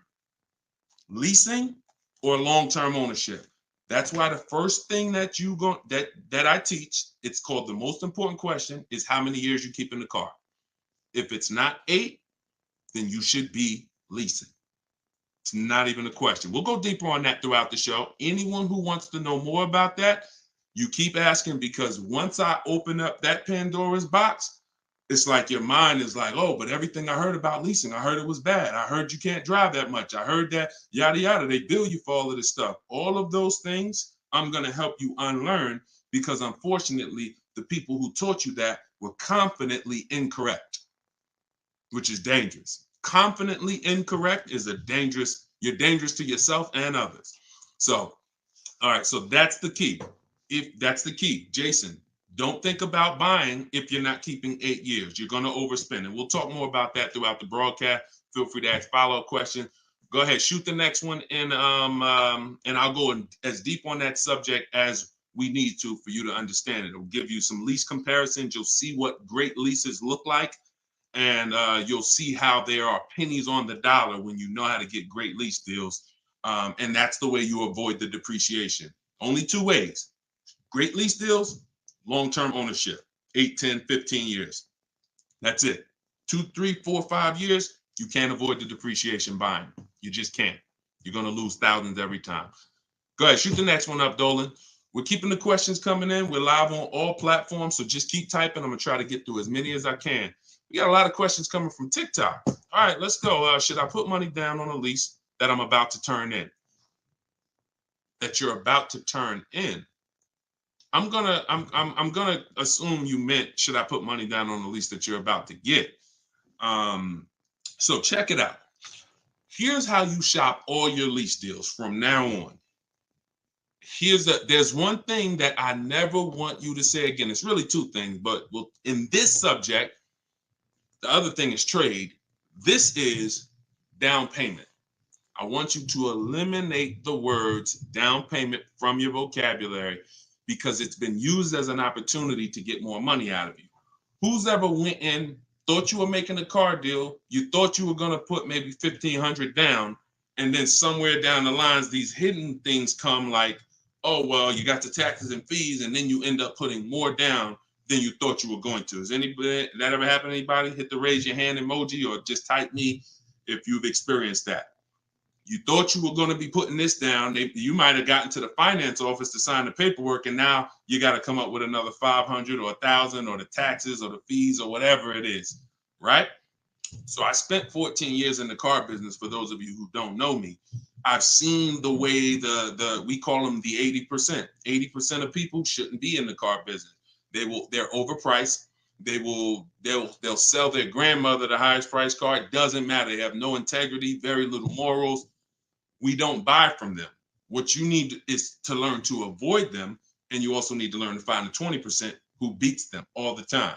So when you shop your car leases, you are always going to shop. You're no longer going to say down payment. You're going to say this: total out of pocket.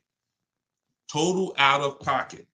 See, total out of pocket means that's what I'm giving you and no more than that. You'll see the difference. Down payment can be, that's my down payment, but what about my taxes and what about, so that gets convoluted. When you start using, hey, I'm only doing this total out of pocket, it's hard for them to switch it up, especially when you're adamantly aware of what that means. This is all the money that I'm putting out of my pocket. You could also say do it signing, but total out of pocket is probably more of a universal term. You shop your leases with 12,000 miles. Now, who was taught they limit you on the lease miles? Who was taught they only give you 10,000 miles? Because this question from TikTok, the person's asking, should I put money down on a lease? So I want to tell you how you always want to shop your car deals with no money down. That's what's confusing you. What's confusing you is when they mix the down payment and start throwing monthly payments, you are now not aware of what you're truly paying for the car, what you're truly getting. And so this is why you use what I'm telling you, you shop my way. You're never going to shop with down payments. That doesn't mean we don't put down payments down, but we do not get offers and we're not out there shopping with down payment money. Okay? So, all right, I see it's happening to you, Fouché. So you're going to get your offers with first month's payment, total out of pocket, taxes and fees in the payment, 12,000 miles per year. Once you do that, I teach in my book, I have a new digital book. It's called Car Shopping for People That Hate Car Shopping, 7 Steps to Saving Time, Money, and Avoiding Dealerships.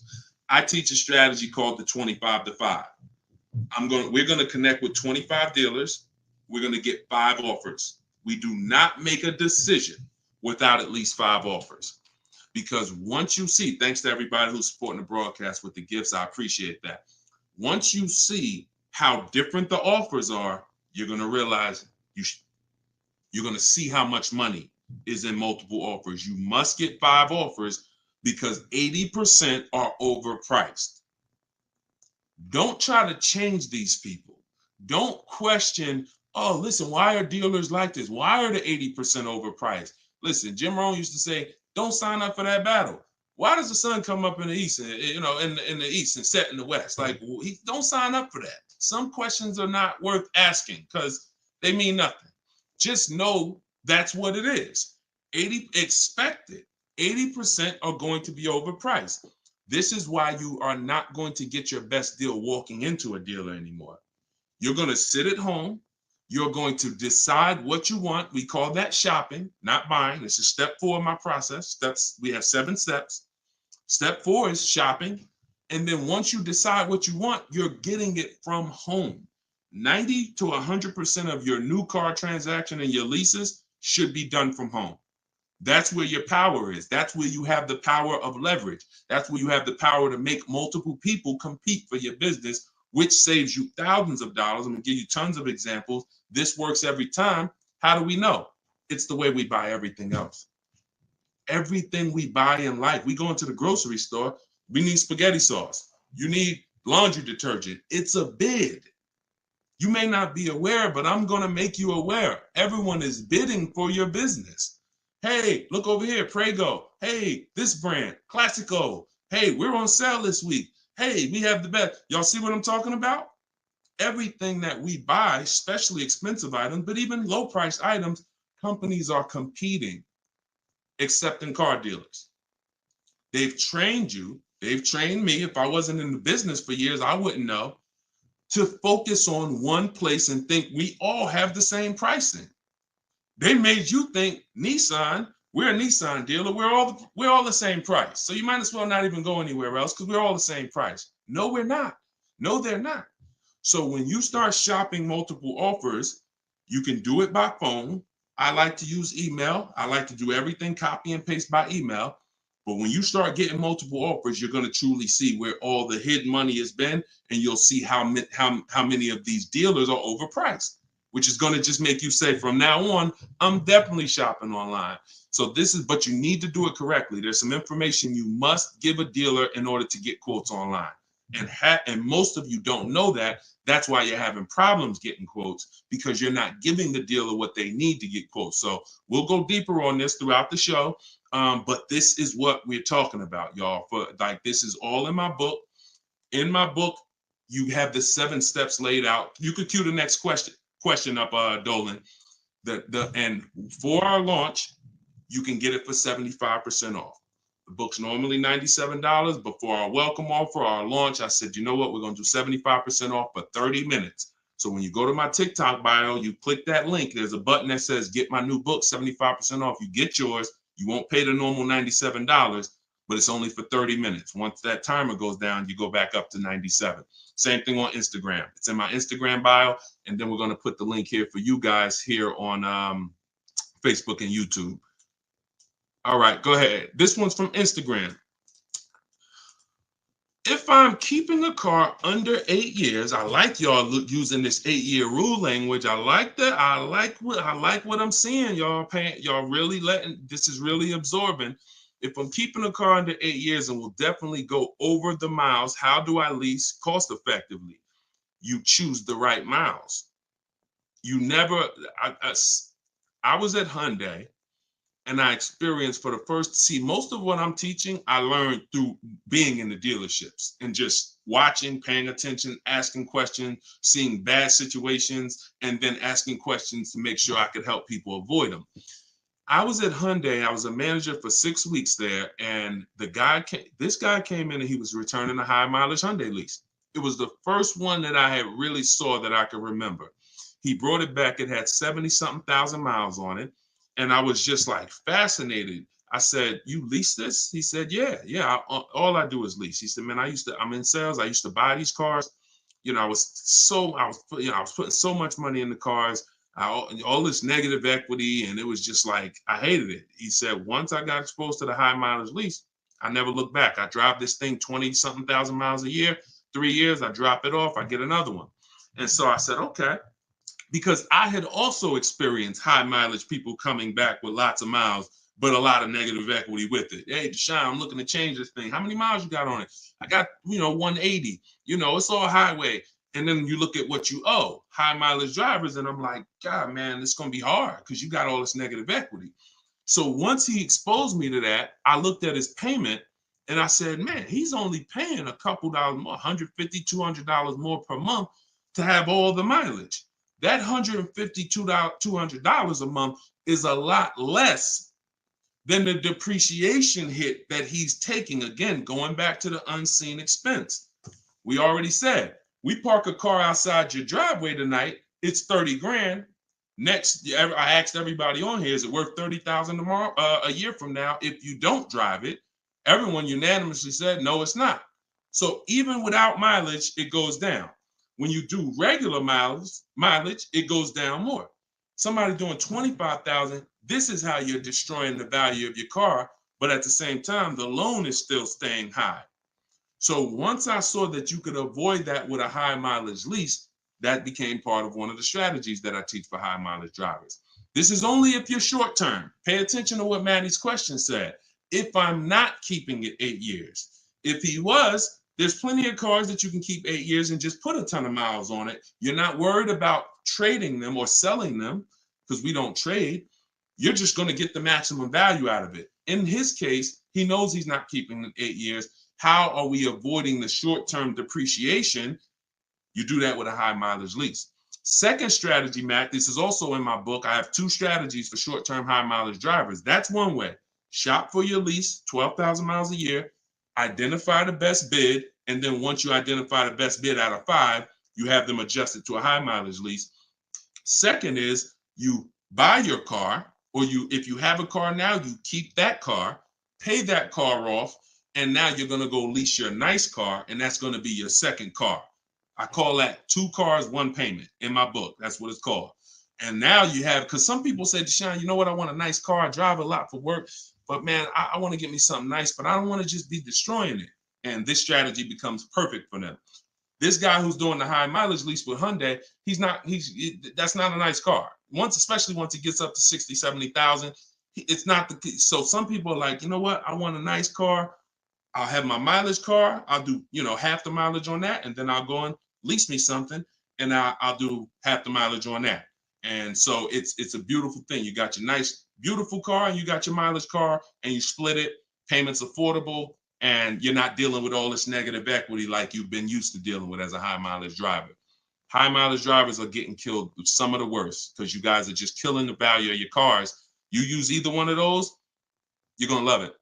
Both in my book. So if you want that step by step, it's in there. Some of you are like, Deshone, this is great. I don't want to try to remember all of this. In my book, it's right there for you, laid out step by step. You can get it for 75% off in my TikTok bio or my Instagram bio, or just scan the QR code on the screen, or go to deshonesbook.com. Either way, get you 75% off. Okay, shoot the next one up. That was a great question, man. Shoot the next one up. Let's get through as many as we can. This one's from Instagram. Would you recommend leasing business vehicles? Well, that's a question for your accountant.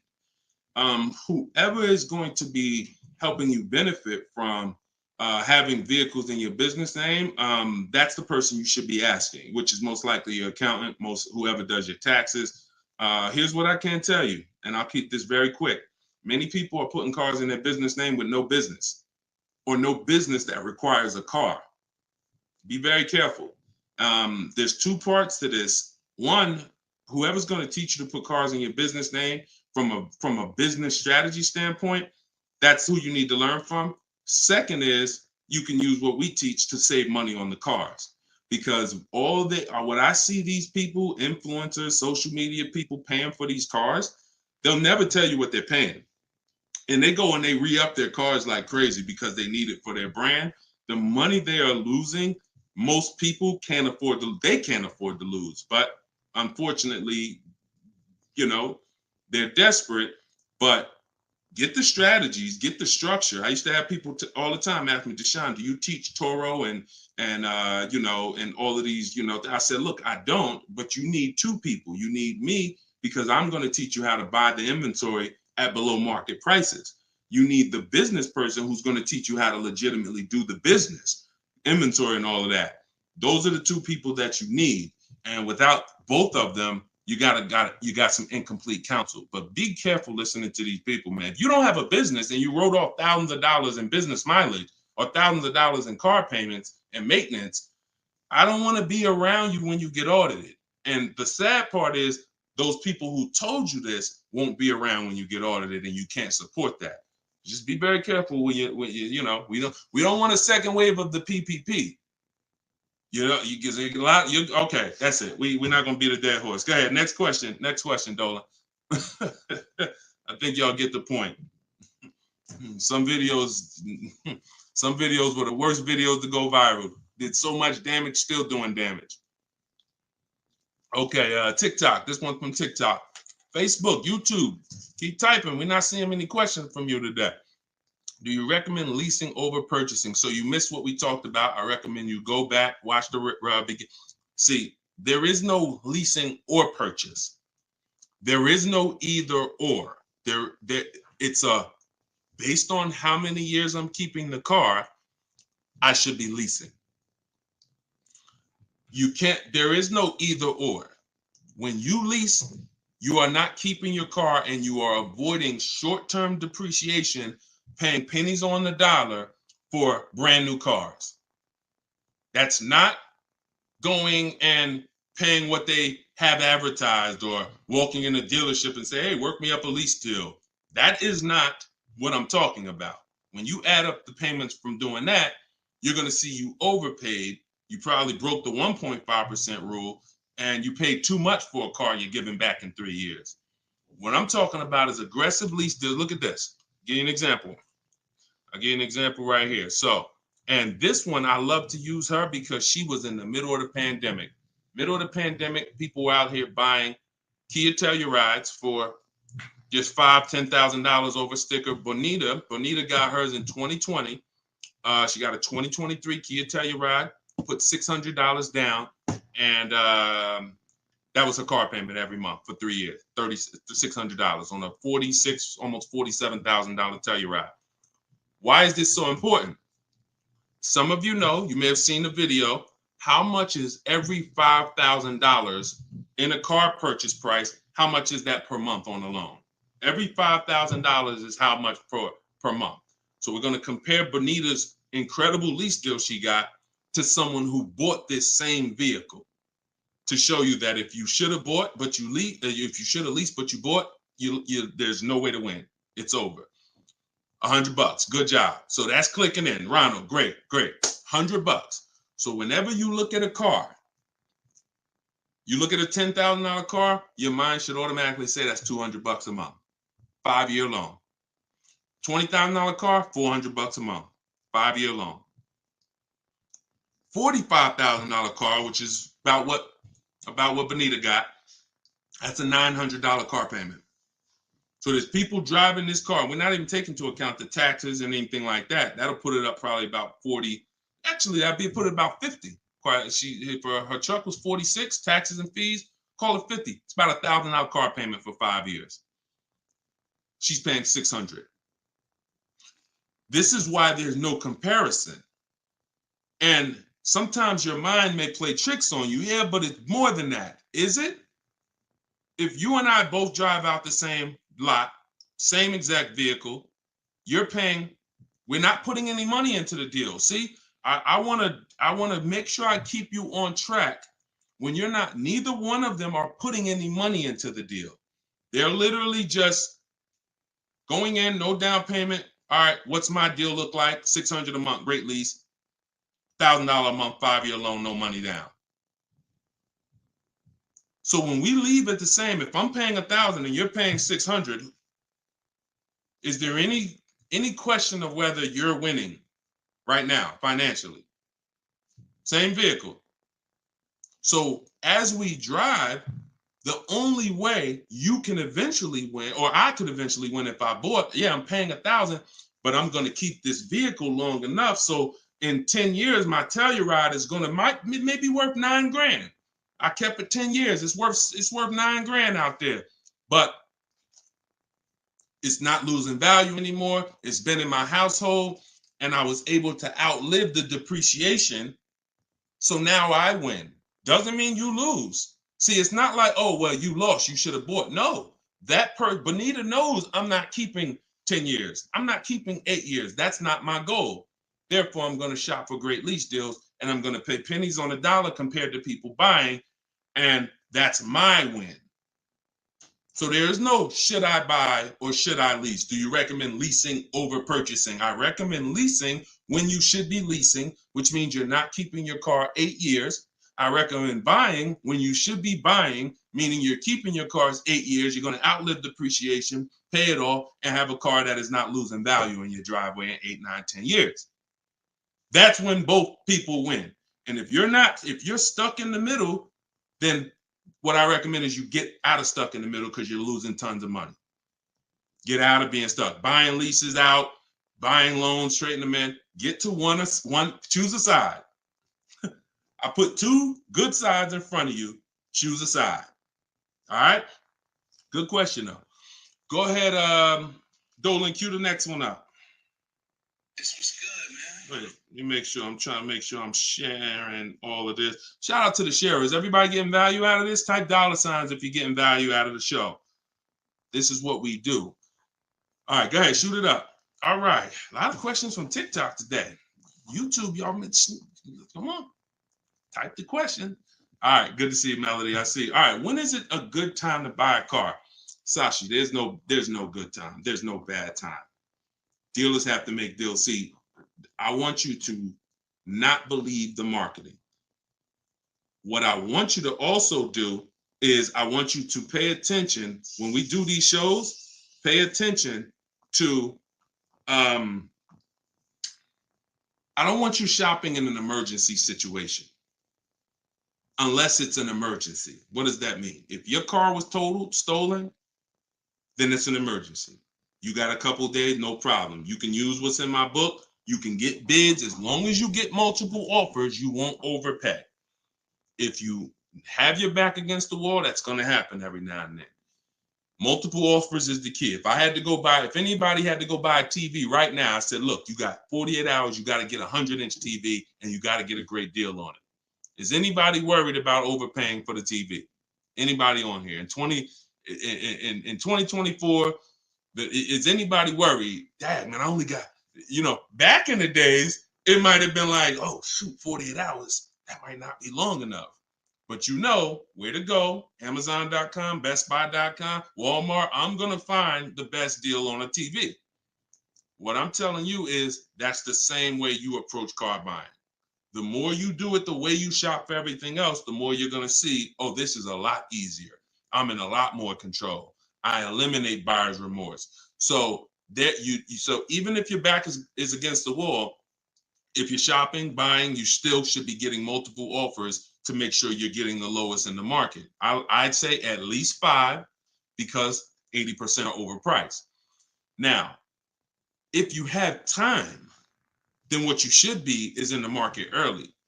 I teach something called 2 dates. The as soon as date, no later than date. As soon as date means soon as you can make a deal. Don't look at offers until you can make a deal. Don't entertain it's a waste of time. You might say, Deshone, I'm waiting to get this promotion at work in May. Then I'm a car shop. Should I look at deals now? Makes no sense.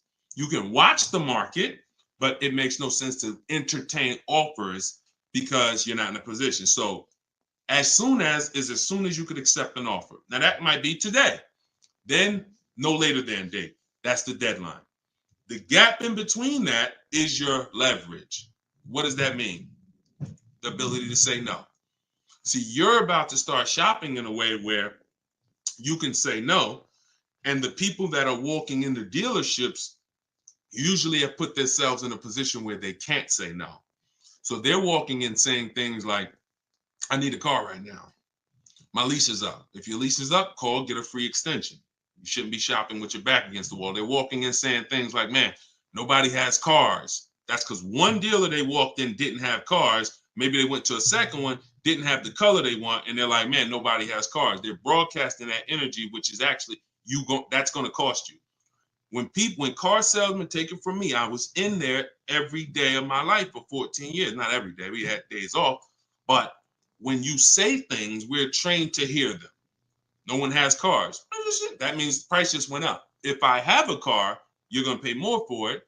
This is what the 80%, this is how the 80% think. It's a mind game. So you don't want to be there. You want to be at home. And when you have the ability to say no, now here's what you do. You reach out to dealers for your offers and you're telling them, hey, I can make a deal right now. This is what I'm looking for. But I don't need a car until July 3rd. See, that's power. That means, hey, if I got a car coming next month, I can talk to this person about it. Most times a person walks in, they need a car this week, next week. That means whatever's on the ground, that's all we can talk to you about. But when a person has been proactive in shopping, which is what I want you to do, which is what I'm going to teach you to do, it's all in my book, and it's everything you'll hear me talk about, is when you have the luxury of time, it benefits us. We make our contacts. A dealer might say, look, I don't have a car right now, but I got one coming in 6 weeks. Is that good for you? Yeah, give me an offer. Absolutely. Now, we don't talk. So I'm telling you, you could do it your way, which is call. I always say, ask for sales managers if you're trying to get offers online. If you're trying to get offers from home, we need at least 5. If you're going to do it my way, if you're going to get deals like Danielle and like the people you see me broadcasting the show, you get it at least 5. Sometimes we get 10. I think somebody we showed the other day had 10 offers. So the point is, if you have the luxury of time, you want to use it. Don't be sitting here saying, man, I really can make a deal now or 3 months, but no one knows that. And then you wait until you only need to make a deal in a month. Now you start contacting dealers. You've given away some of your leverage. And if you're shopping for a used car, you can watch the market. When you start looking and you can see, man, I've been watching these cars for 45 days. I see the prices. When I first came, the low side of the market was like 26. Now I see that low side is about 24, 25. So these are things you can't do when you're shopping when you need a car. So there's no good time to buy a car because dealers want to make deals throughout the month. But there is a bad time if you've used up all your leverage. And if you've used up all your time, then you must do multiple offers or you're going to get killed. Sorry to say, there's no other way to say it. If you don't know how to shop multiple offers and you walk in needing a car in 2 days, you are going to overpay. So multiple offers is always the answer. All right. Go ahead, shoot the next one up, Dolan. Great question. This one's from YouTube. I'm only able to get a rental for delivery work. Is there any cons to this method? I don't really, okay, I think you rephrased it. Is there a proper way to rent vehicles for work, or is it fixed market and there's no way to save money? Absolutely not. Renting is going to be way too expensive compared to, this is why when people say, who's heard leasing is like renting? Who's heard that? Type the raise your hand emoji or type me if you've heard leasing is like renting. It's one of the most ignorant statements that there's a lot of ignorant statements made about leasing, but that's one of them. Renting is expensive. Renting, you don't get a lot for your money. It's usually a short-term thing, 1 day, 1 week. You know, maybe if you had an accident, cars total 30 days. It's not meant to be long-term. So what I would tell you is if you were renting a vehicle, I would tell you try to go on Turo, try to find somebody who's willing to rent to you, possibly on a long-term basis where it's not going to be as expensive. Because I'm guessing if you're renting, there's a particular reason for that. But the money you're going to pay in renting, you should probably put some of it to the side, try to get you a car, cash, Facebook Marketplace, something to get out of that cycle and start to rebuild. In my book, I have a strategy of plan B, plan C for bad credit, where, you know, you can talk about cash, you can talk about buy here, pay here, even buy here, pay here, if done right, is better than renting. When I was 20, my second car, actually, my first one was a $500 car. And after I got a buy here, pay here Chevrolet Cavalier. It was, I put $1,500 down. I paid $50, I think, a week. And I paid off the car in a couple months. That car lasted me 6 years. So the key with buy here, pay here is to make sure you're getting a great car, a quality car, but renting, that if I had to rent a car and I'm in a position, I would try to find somebody on Turo, the lowest price per day, and then see, hey, if I did a long-term per month rental, how much would you give it to me for? I try to work that out, see how that works. All right. God bless with that. All right. Next question, Dolan. Shoot it up. We're getting a lot of questions, so I'm going to try to move faster through the answers. This one's Facebook. Once you have the car you've decided on, how do you go about getting multiple offers from dealers? Well, you could do it the manual way, which is I would see the only bad thing. See, and here's the thing. You guys know if you've been on, if this isn't your first time, if you've seen, you know I don't hold back. But I can't teach you scripts that I've written specifically so you don't have to talk. There's tons of scripts that I have in my book that you're copying and pasting from email, because when you're trying to get quotes online, you're dealing with trained people. And unfortunately, those trained salespeople are dealing with untrained customers that are not giving them what they need, not giving them the information. So 9 times out of 10, they assume anyone online doesn't really know how to shop online. they're defensive and they're not even going to give me what I need to make them an offer. That's why I keep trying to get them to come in. So when we do our copy and paste, we're giving them what we need. And that's the only reason I say I can't explain that to you. The only way to use that, like, all right, there's scripts for everything. There's 3 levels of contact when we're contacting online. This is my 25-to-5 strategy. You're using this for new cars and leases, not used cars. Different strategy for used cars. New cars and leases, you're using my 25-to-5 in the book. And what that is 3 contacts. First, we got to let the dealers know what we want. We contact 25 dealers online with a copy and paste template, tell them what we want. We need to tell them what we want. We need to tell them what our deadline is as soon as we can buy a car, which would be today, because we don't contact if we can't buy today, and then our deadline. And now you're going to have responses. Hey, when can you come in? Hey, when can I? Hey, when can we have a phone call? Hey, whatever. So because I used those scripts, I was able to write responses. I had to use those same scripts. Hey, Mrs. James, thanks for the inquiry. Hey, when we have I'd love to help you with this. I have a car. What would be better for you for us to talk? 1 p.m. or 4 this evening? I had to use those scripts. So I was able to write the responses to them. So we copy and paste. Now, the key is whether you're doing it that way or whether you're calling, the first key is, do you even have a vehicle I'm interested in that matches what I want? So in that initial contact, we're telling them exactly what we want. Color choices. Hey, I'm open to black, blue, gray. I'm open to a sport model or a touring model. I'm open to this. Like, this is what I like. You have to tell them that, or there's no way for them to search the inventory and get you and even see if there's a match here. So once we do that, that's your first thing. Do you have a car? Now, the benefit of doing the 25-to-5 is we're shopping out of 25 dealers' inventories. So we're giving ourselves the absolute best shot of finding something where we don't really deal with, oh, I went to this dealer, they didn't have a color I want, they didn't have the trim I want. If we contact 25 dealers and there's no inventory, that means they're either in between model years, which means, okay, maybe the 24s got sold out, 25s haven't come in yet, we're on that bridge, or it's a rare car, hasn't come in yet, or it's a very rare car. See, that's different than you believing the car is rare because you visited 1 or 2 dealers. Once we contact 25, if the color, we're reaching out for a pink one and the dealer is saying, hey, we don't really have that color, that's when we know. So shopping out of 25 dealers, we get the best shot. We're trying to find who has a car. Second thing we're going to do now is we need to send a quote request. When we send our quote request, we're telling them what we want. If we're buying, we're looking for all cash price because we're not doing taxes. We want a bottom line price. And we're getting that from at least 5 to 7 dealers.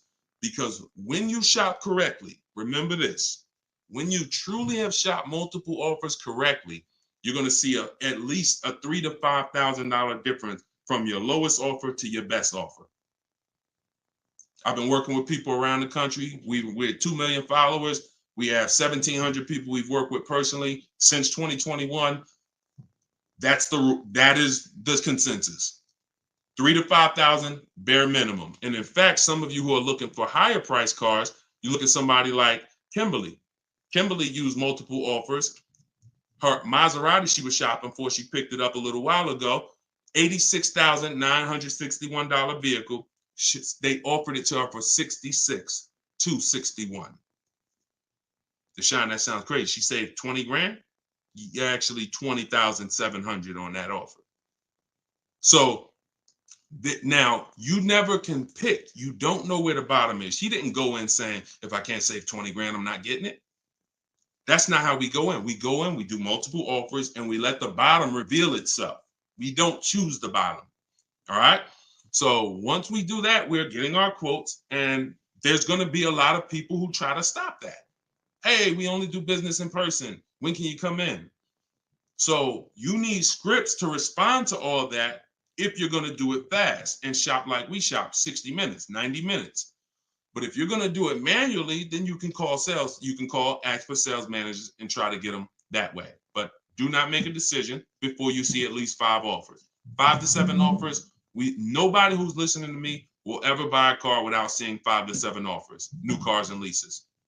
Never. Too much money at stake. All right. So that's how we do it, Damon. That's the intro. And that's the only reason why I can't go deep on my 25 to 5, because it's totally internet based. We do it 60 minutes. So everyone who's like, Deshone, I want to use that. It's in my new digital book, Car Shopping for People That Hate Car Shopping. You can download it in my TikTok bio. You get it for 75% off as part of our launch. And it'll be in your inbox in 5 minutes. Same thing with Instagram. Go to my Instagram bio. You got 30 minutes before it goes back up to $97. Get your 75% off.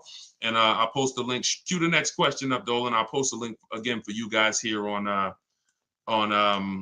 YouTube and Facebook. Here's the emergency link. All right. This one's from Facebook. We got another question from Facebook. Hey, I'm in the USA, originally from Canada, and no credit in the USA as yet. Should I buy a used car with cash or a new one? What I'm afraid they'll give me a high rate. What do you think best option? Hey, if you got the ability to buy a used car cash, that's what I do. I'd get a great car, spend as little as possible on it, Facebook Marketplace, because I'm not looking, if I can, to go into a high interest loan when I can get me a car and then I can build my credit. I want you to follow Haley, somebody named Shonda Martin. Her brand is called Road to 750 Plus. She's very similar to me in that she does these Q&As all the time. She's live. She's a genius. She's clearly studied for many, many years to understand. And even me using her thing, her strategies, I've added at least 80 points to my credit just from things I didn't even know. Like, and the real person who's an expert is going to show you where the blind spots are, things you didn't know. And that's what Shonda is. Some of you may follow her. She's amazing. Yeah, Cavante said, yeah, she's amazing. She is. So follow her. But yeah, I would be looking to get something inexpensive, point A to point B, little as possible. Make sure you find wherever you live, ask around who's the best mechanic in town. Ask like who does everybody know in town that, you know, fixes cars, just a good guy, good woman. And you find them and you say, look, I'm about to go pick up a car. I'm gonna buy it privately. Well, can I pay you, you know, $100 to inspect it for me? Get yourself an inexpensive car, and that'll give you the ability to be on the road. At the same time, you have the ability to have the time to invest in your credit. So when you're ready to make a power move where credit's concerned with a car, be it leasing, financing, you're good. All right. But if you go buy a car overpriced interest rate, it could really set you back. It can really set you back. It's happened to too many people. Great question. Cue the next one up, Dolan. Great questions today. YouTube, should I buy a car cash or do I get a loan? It's a great question here. A lot of great questions. This is a matter of, look, nothing that I teach is really one size fits all. That's been the problem. 8-year rule, absolutely. If you're not keeping 8 years, that is one size fits all. That's why it's called a rule. You should be leasing if you're not keeping your cars 8 years. If you're buying, you should be keeping them more than 8 years. But when it comes to the cash or loan, here's what I've experienced. And the people who pay cash or don't pay cash, this is kind of what weighs it for them. What are they doing with, what are you doing with your money? Is your money making you money? If your money is making you money, I would have people come in the dealership, clearly had the ability to pay cash, because I would ask them, you know, so how are you paying for the car? And they say, you know, I'm thinking about, you know, writing a check for it, but I'm, you know, what are the rates?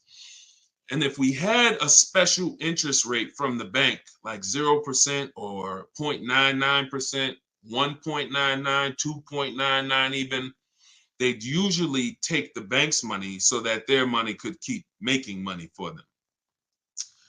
So if that's you, and the rates are low, that's why whenever we shop for a car, you always want to check, are there any special interest rates? That's the first thing. I teach something called the bank bidding war. It's not just dealers that bid for our business. It's banks and credit unions too. So in the bank bidding war, there's 3 rounds. The first round, though, is checking if there's any special interest rates, because if there is 0.99 or 1.99, no one's beating that. Therefore, the rest of the rounds are non-applicable. So if you can use the money cheap, that's when you use the money and you let your money keep working. Now, another person, a different person, Deshone, I'm not really investing my money. You know what? I just kind of like to keep things to a minimum. I got my cash over here. Okay, then. I would still, if the money was cheap, consider it, because we could be coming into days where cash on hand becomes a little bit more important. But it's really about the cost of the money.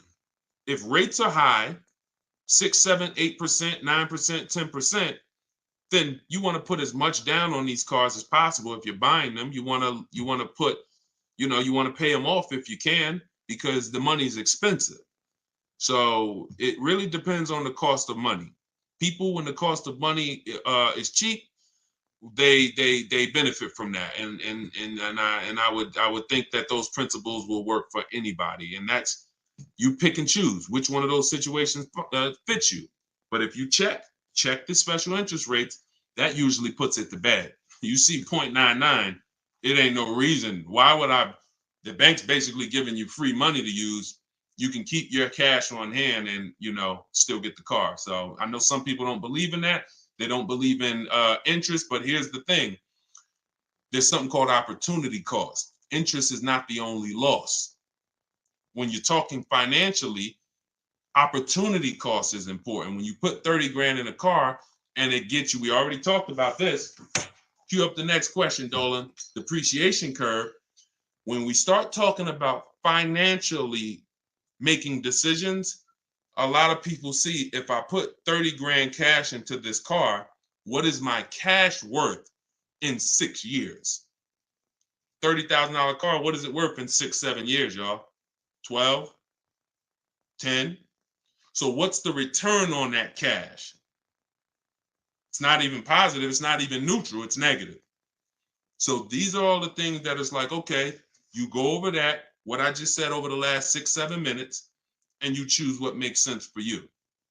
But I'm never going to give you one size fits all formulas. That's what has failed you. Always do this. That's what has failed you. Go ahead. All right, this one's from TikTok. What's the best way to purchase a car once lease is over? Why would you want to? All you're doing. All right. Let's talk about buying our lease out. And I'm going to keep this quick because some of you know that I'm adamantly against this unless you're keeping the car 8 years. Because sometimes we look at our leases, right? And we say, oh, it's, should I buy my lease out? Here's the question. Should you lease again or should you buy a used car?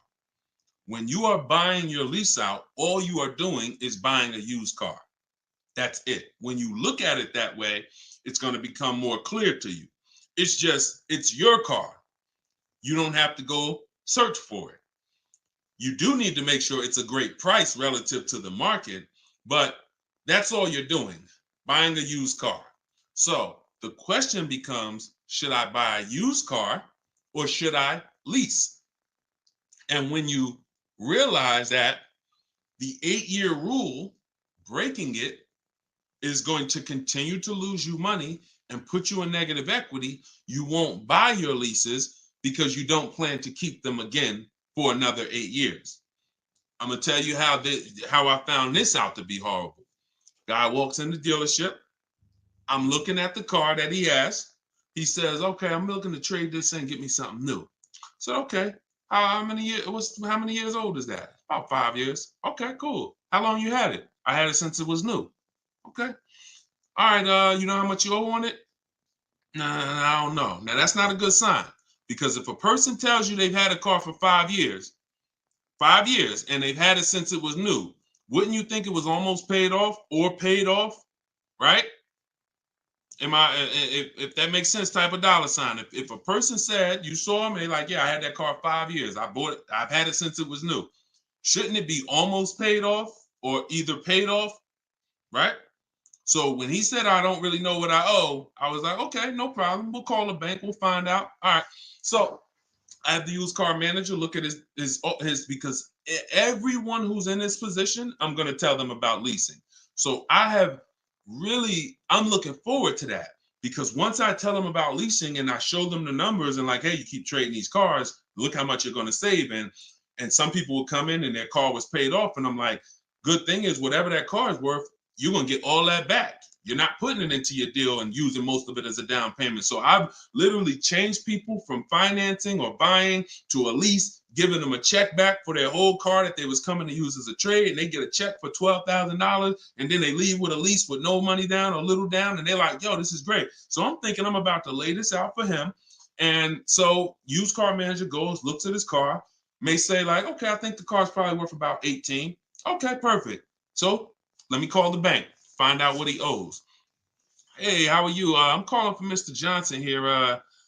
Yeah, he's interested in replacing his car. We need his payoff. Okay, the payoff is 18,000. Wait a minute. How the heck is the payoff 18,000? Hey, Mr. Johnson, they're saying you still owe 18,000. Dang, it's that much? Yeah, I didn't know it was that much. Wait, I thought you said you had the car since it was new. Yeah, I did. You know what happened? We leased it for 3 years, and then we had bought it when we bought it after the lease. That's how I learned how bad this was. So I'm like, okay, because when you buy your car off lease, most people, you're going to need a 6-year loan to have a similar payment. So if your payment was $400 and you buy the lease, you're typically going to need a 6-year loan to have around the same payment, right? So picture this, 3 years to lease it, then you get a 6-year loan. 6 plus 9 is what?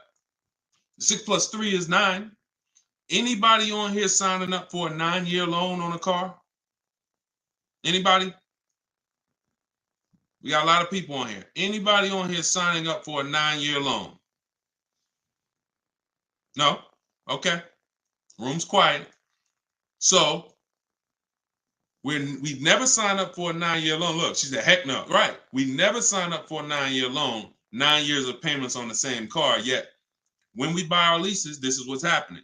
So you look and say, all right, you bought your lease, you put 6-year loan, so you leased it for 3, then you paid it for another 2, that's 5. Now you're tired of it. Yo, man, I've been in this car, let me go trade it.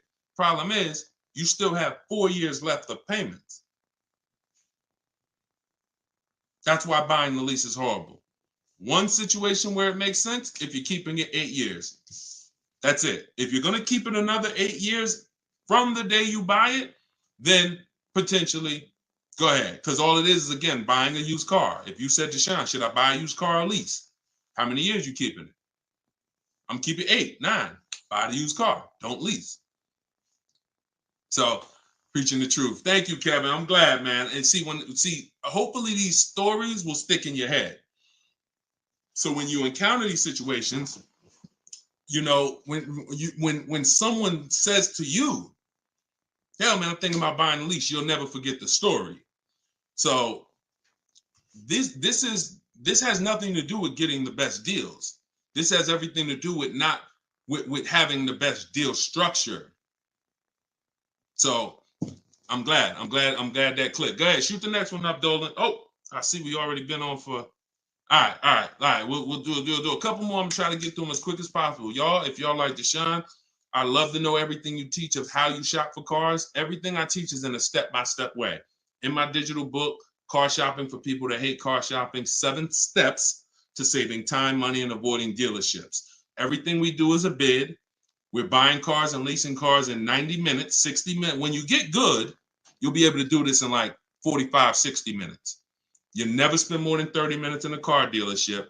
You're at home. You're the prize. You're getting bids. You're no longer negotiating one-to-one where you're in a losing position. When you're getting bids, you're in the winner's position. So you can get your book for 75% off as part of our launch.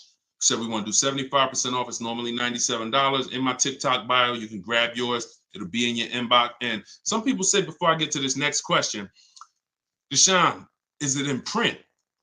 There's a lot of reasons when you use it, you'll see there's no way this book could have been printed. One, things change. Vroom was one of the companies that we used to use for bidding. Vroom's out of business. if we had 100,000 books out there in your houses that you all paid for, now it's like, okay, what do we do, y'all? That's obsolete. Now that's when you hear people say, hey, you need volume 2. I know just 6 months ago that I asked you and told you that I was going to solve your problem with volume 1, but that's no good anymore. Volume 2, get it today. We're not doing that. And there's nothing against them because, again, they did what works, but we didn't want to do that. I wanted to be able to update this book on the fly. What I did when Broom went out, I updated the file. Everyone's book was updated. And there's also links in there. There's links to videos. Like I said earlier, you have my scripts in there. That was all stuff. You're going to be copy and pasting this. There's no way I could have did that in a physical book at all. All right. What do you think of swap a lease? If you can get a great lease deal, absolutely. Absolutely. We always compare, divide the monthly payment into the MSRP. The 1% rule has existed way before I started, way before I even got in the car business. The 1% rule said if you can lease a car for less than, for 1% of the MSRP, no money down, no money out of pocket, just, covering the first month's payment, you stole a car. Coincidentally, every lease I've ever had was under 1%. I paid $330 a month for my $35,000 Jeep Grand Cherokee Laredo. I paid $325 a month for my Infinities, then $345. Then my highest one was $390, and that was a $45,000 vehicle. So these are under 1% leases. In order to get 1% leases, you need to shop multiple offers, but you also need a great lease program. So what we always say is under 1% is a steal. You'll see there's 3 categories of leases. Steals, great value. Those are under 1%. Great deals. Those are between 1% and 1.5%. And then where it's time to chill, over 1.5%. You're paying too much for a car you're giving back. So if I was taking over someone's lease, I'm judging it by the same thing. Leasing is a value play. How much car can I drive for that payment? It's the ultimate way. The lower that percentage is, the more you've leveraged your money into a great car. So yeah, I'll check swap a lease, definitely. Go ahead, shoot the next one up, Dolan. This one's from TikTok. Can I sell a leased car? Who didn't know you could sell a leased car? Type me. My cousin left me his 2020 Toyota Highlander with 2,000 miles, so I need to get out of my lease. I don't need 2 cars. Okay. Equity assessment. Call the leasing. Matter of fact, I'm not going to repeat it because I already talked about this at the beginning of the broadcast. So after the broadcast, go to the YouTube page. You'll see it. I think it was either the first or second question. So within the first 10 minutes, I talked about how to do the equity assessment. You're going to follow that process. And this is all in my book. If you're like, Deshone, I don't even want to watch the video. Is that in the book? Absolutely. Because everything I'm teaching you is out of 1 step in my 7-step process. So the equity assessment is step 2. After we decide leasing versus buying, that's step 1. That's the most important question. Foundation of your car deal is, did I lease when I should have leased? Did I buy when I should have bought? Once you pass that, now if you have a car to replace, you need to do an equity assessment to see, do I have equity? Am I at a break even, which means I can get out? I'm not going to make any money, but that's fine. I can get out. Some people got a lease. I could get out the lease early. You technically can't do that because you're breaking a contract, but if you can sell out and break even, then you can get out early. Or do I have a negative position in which case I can't get out early? In the case of a negative, if you have a negative position on a lease, you can't get out early without penalty, without those payments. But if you're a negative equity on a finance, then that's different. There's no negative equity in a lease. I know we kind of use these terms interchangeably. Negative equity is only with a finance because you have to pay the money. With a lease, if what I get offers for, if it's below my payoff, then I just stay in the car until the end. I don't have negative equity. So you do the equity assessment, and hopefully you can break even. And the good thing about Toyota, if they haven't changed it, and I remember right, they don't have a third-party restriction. So you should be able to, if those offers you get are what you owe or higher, then you should be able to sell that car right to CarMax or Driveway or AutoNation, whoever makes you the highest offer, and you can be out of it literally. You do that today, you could be out of that car tomorrow. All right, so keep me posted. Go ahead. Shoot it. See, we're over an hour. And I know Dolan, we always try to keep the shows an hour, but it's like the questions start rolling in and it gets good. Go ahead. Shoot another one up, Dolan. We'll wrap in a second. Facebook. When you go online to build and decide on needs and wants, you look at the cash price, not the lease price. We don't look at any price online. Pay no attention. Nothing online is a deal, y'all. No commercial. I don't care what you see. Deals are like this. Hey, look, this is their offer. Look, this is what we gotta. Can we do it? What? Can you get them up any? Like, will they come up any at all? Nah, man. They said that they made this, and it's like, shoot. All right, let's see if you get another. Can you get another $10? If you get another $10 a month out of them, just take it. If not, then do the deal. That's a deal. You don't repeat it. You don't. I used to have to tell certain people, when you got a real deal, hey, when you come back, I'd love for you to send me friends, family, but don't tell them what you're paying, because I probably can't duplicate that, honestly. That's a deal. The whole opposite is what they advertise to you. Deals are not advertised. Deals are when the dealer makes little to no money. Little to no money. That's a below market deal. If they're putting something on a commercial, that means the dealer doesn't mind if 80 people come in and get that offer this month. You have the money down? Yeah, I want to pay the $460 a month. Okay. You have the money down? Yeah, it was $3,400, right? Okay. What about the taxes and fees? Because that's small print. All right, how much is that? That'll put you probably about another $3,200. And then I could be at that payment from the commercial? Yeah, definitely. Okay, let's do it. That's not a deal. That's not nothing special. We didn't mind making that. Come on, if that's what you want. So if you want deals, you got to understand. Don't look at commercials. Don't look on the internet. Oh, this deal is advertising this. Deals are not advertised. Let that set. All this marketing that has worked on, come at the end of the month. Imagine being in a business where your customers were trained to come at the end of the month. Imagine if you had a pizza shop, a car wash, and that happened. You knew that the industry was so good at marketing that you knew the last 3 days of the month, your car wash is going to have lines around the corner. That's marketing. So dealers make deals when they're like desperate. I want to see. Nobody's here. So don't pay attention. Don't pay attention to that. Just follow the process. Oh, I see you got the book. Just follow the process. If it's not written in there, Ty, don't add to it. Don't add to it. If Deshone didn't say, go to this website and look and then write that down, don't do it. The whole purpose of why I wrote that book in that way is to take the guesswork out of it.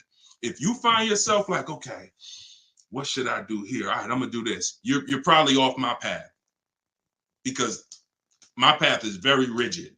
It's like a McDonald's system. You hear that beep, the nuggets are ready. Oh, don't change it. And then you'll get the results. We call that trust in the process. Great question. All right, y'all. We just hit an hour and 10 minutes. Y'all, I would love to do this all day. We are going to continue to do these broadcasts. Once the questions start coming in, I don't want to discount any questions. So I wish some questions I could just answer in 30 seconds. It's not possible without me just cutting it short and then you not getting the value out of it. So we try to get through as many as possible.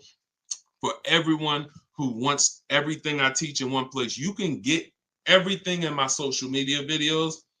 But I think what you understand now from being on the broadcast is there's lots of different situations.